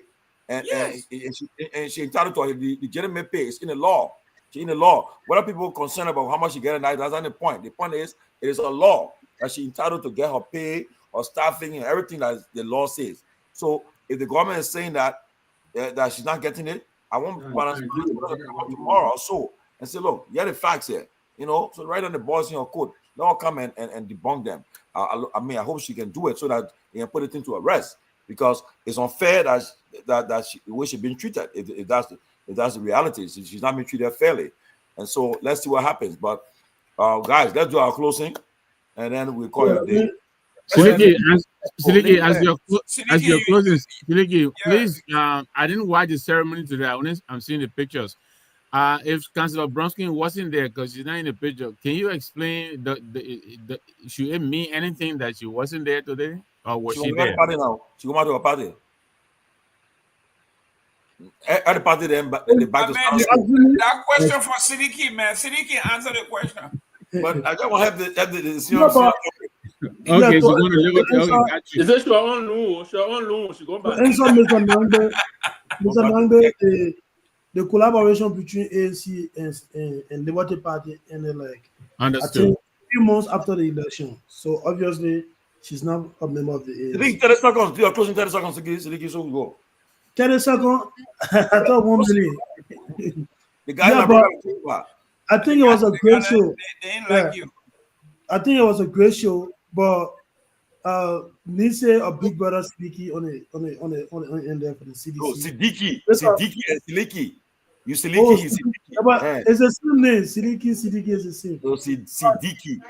But on a fair note, Sion brother, to be frank with you, I listened to Sarah calling on. The reality is that CDC never expected this defeat. They thought Torgbean would keep to keep them in power. So for Georgia to even concede that something so sedition, they can't even stay in Georgia. So you guys are angry. And it's a fact that every day, you see, recently, I think there's a report that came up and said one auditor passed off. So seditions are trying to print a picture that because auditors die in the CDC government, so they want to say auditors dying too in the UP government. So you guys don't want the country to, and that's a fact. So you can't probably say, no, he lied. Did the auditor die recently? Of course. Okay, but that's fact. So what are you talking about? No, but now you don't have fact that government kill the auditor. You don't have what fact you had that CDC? Let me change them when I can't reach you. No. Come on, we're not going to let you go like that. Let me change, you. Let me closing. Let me change. So, CDC, they are very desperate. They came, they never expected this opposition lab right now. They thought that we have been in power for 12 years. But unfortunately, as they reduce our number to 1%, that they keep emphasizing on, God just move on beyond it and Unity Party flogged them. And today, all of us we sitting in opposition. Yeah, but they flogged you too. I think it was a great show. And as I mentioned earlier on, anybody who have been involved with the Liberian politics, you follow Liberian politics. You was in Liberia during the election, and you follow all the opinion polls during the election, and you still believe that Cummins or CPP got 1% of the vote, then that's a complete joke. And CDG in the comment say 1%. No problem. I think you got less than 1%. Okay, no problem. But I hear from Sidiki. Yeah. The man are national vice chairman of CDC, the former ruling party. Like you muted. Former the president national vice chairman. Over a period of time, when we lost the Dillon twice, we struggled to win an endorsement election in Lofa County. When we listened to the street, for some of us, we knew that there were challenges going to the elections. As much as nobody goes to a game to want to lose, but we were concerned that the variables were not the best way that it should have been, because patterns have been established. So we didn't. Then when the election was over, let me tell you, if people would be angry, I think we passed the stage of losing election. I think the only thing was that after we lose the election, many of us thought that, okay, we have lost the election, but the person who won the election was coming to the presidency with a purported many years of experience, somebody who understood government, somebody who could come in and do something better. I mean, let's face it, as ordinary Liberians, taking away our political cap over the past 2 years, pointing out some of the mistakes we see happening every day. Do you think that's something you expect somebody who have been around government for that long to be making? Nope. Some of the mistakes that we did not make. So if we are angry, it will be. If I'm angry person, it will be because of that. It will not be because CDC have lost the election and something. For me personally, on a personal note, it makes no difference though. But here's the thing: the old man ran on the back of having the experience. We agree. We don't expect that he would build skyscrapers everywhere. But we expect that some of those little governance mistakes will not be made. Why would you want to take people off tenure position? What precedent do you put in place when you leave? it means you say it's okay to do that. So those are things that make us angry. So it's much more about the country. And I think if you ran the country properly and everything okay, it can be 100%. We all, regardless of whether you're opposition, we all would just be in. And then he wouldn't give us reason to want a change. So that is from that point we come from sometimes when we express our disappointment. For example, it took 1 year or more, complete 1 year or more. We had agreed that there will be no condemnation, there will be no criticism of the government. We thought that at least a year was sufficient for them to get their bearing. Some of the minimum mistakes that they make, those are things that just is frustrating. Is that we're not angry, we are frustrated. Frustrated because these are people who for many years condemn on the issue of competence, condemn on the issue of qualification, condemn on the issue of experience, to be making those minimum mistakes. It's frustrating. I don't know how you as a patriotic Liberian will not get angry in your spirit to see somebody. For example, look at that thing about that yellow machine. Had there not been a pause, somebody would have walked away with $57 million. Look at that thing about the scholarship from the foreign ministry. All you needed to do was just check that lady background, know whether it was true. It brought an embarrassment on the country. How does that not make you angry in your spirit as an ordinary person, even if you are not from a political party perspective? So those are the things we're talking about. But anyway, it was a good show. I see you warming up, you coming up. Gradually, you understand the process, and it was good.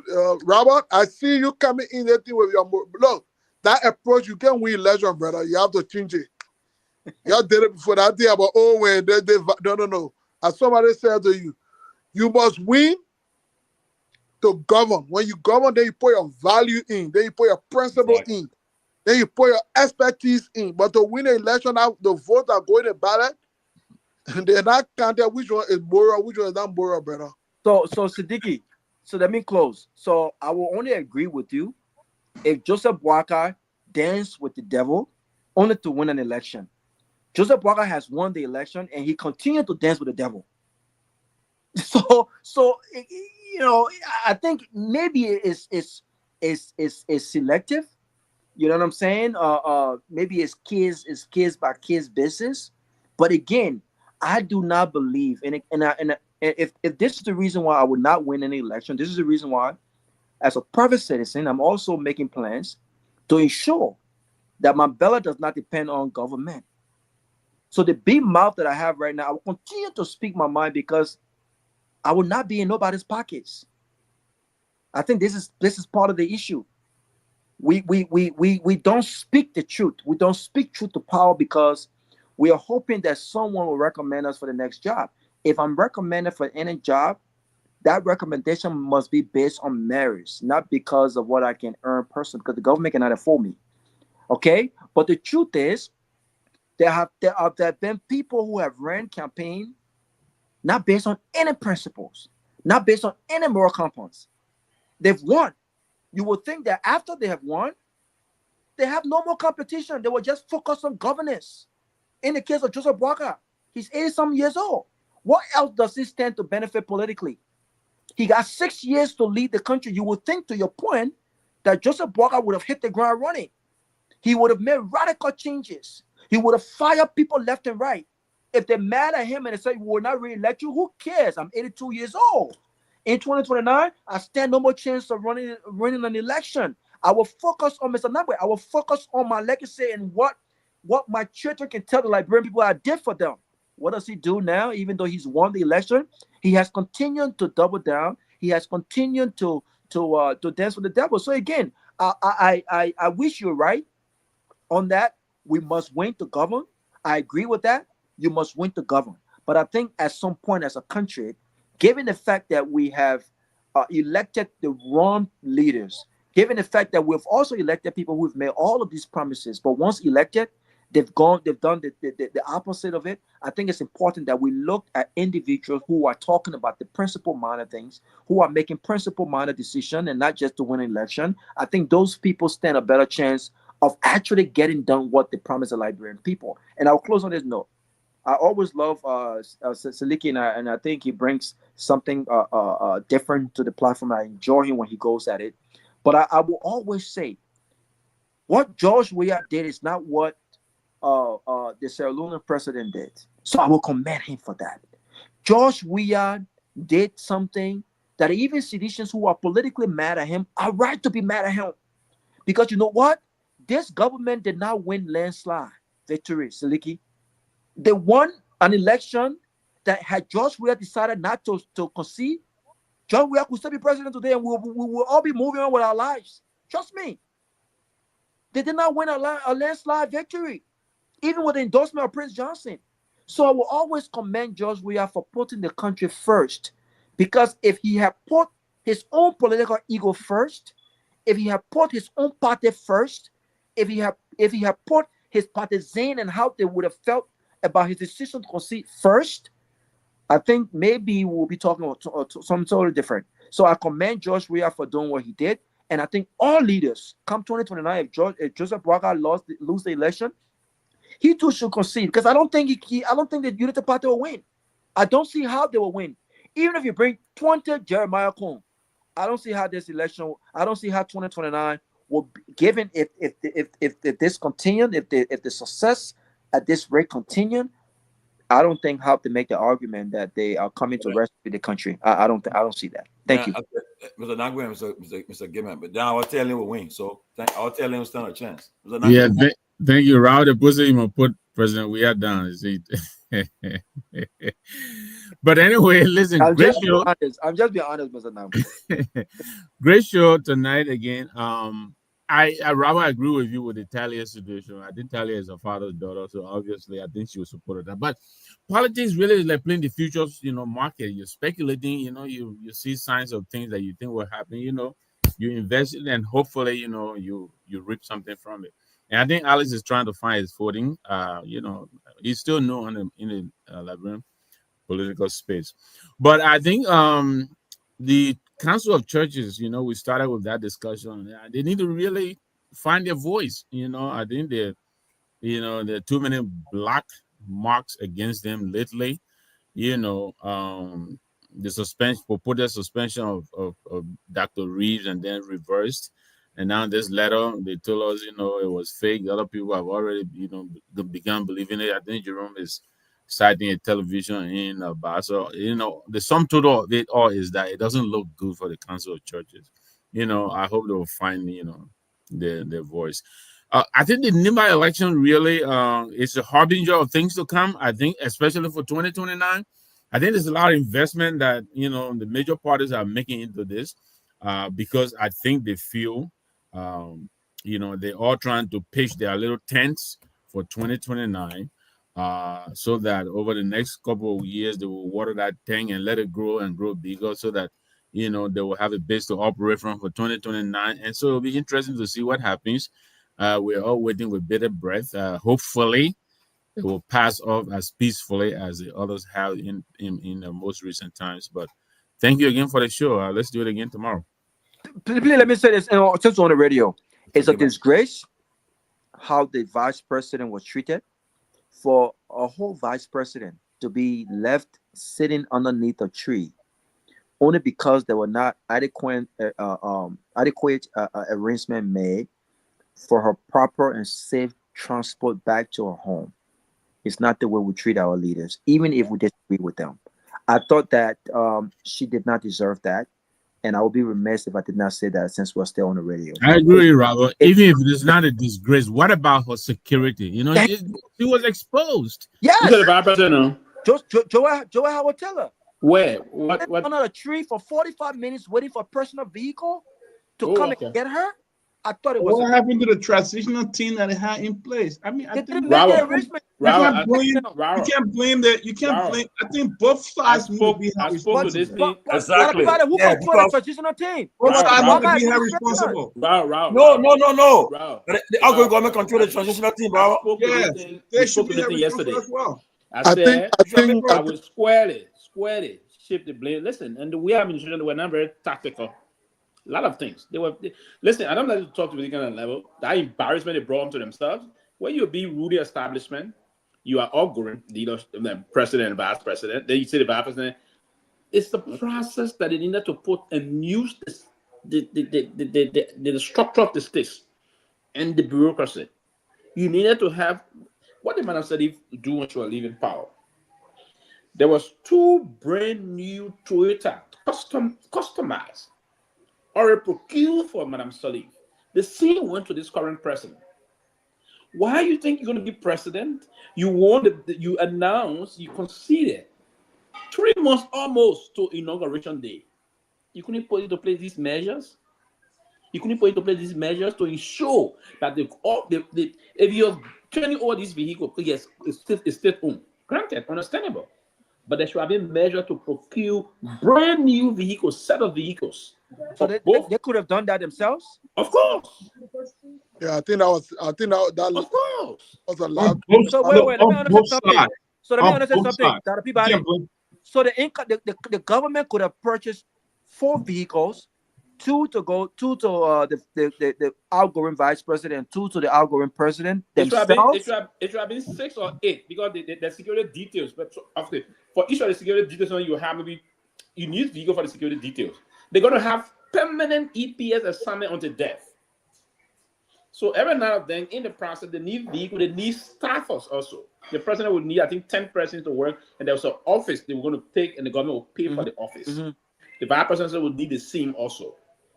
So I mean, it was just a serious negligence. Professor, I think the moment CDC decided we tired being maybe they forgot most of those things. Yeah, the moment CDC decided that we tired, we want to do it again, they just give it up and just give up everything. And I would not do that. But that was very risky. To lead the vice president on a tree for 45 minutes. They forgot about itself. And I told you that the day I'm minister, if I find I would have the appropriate benefit, I will make use of it.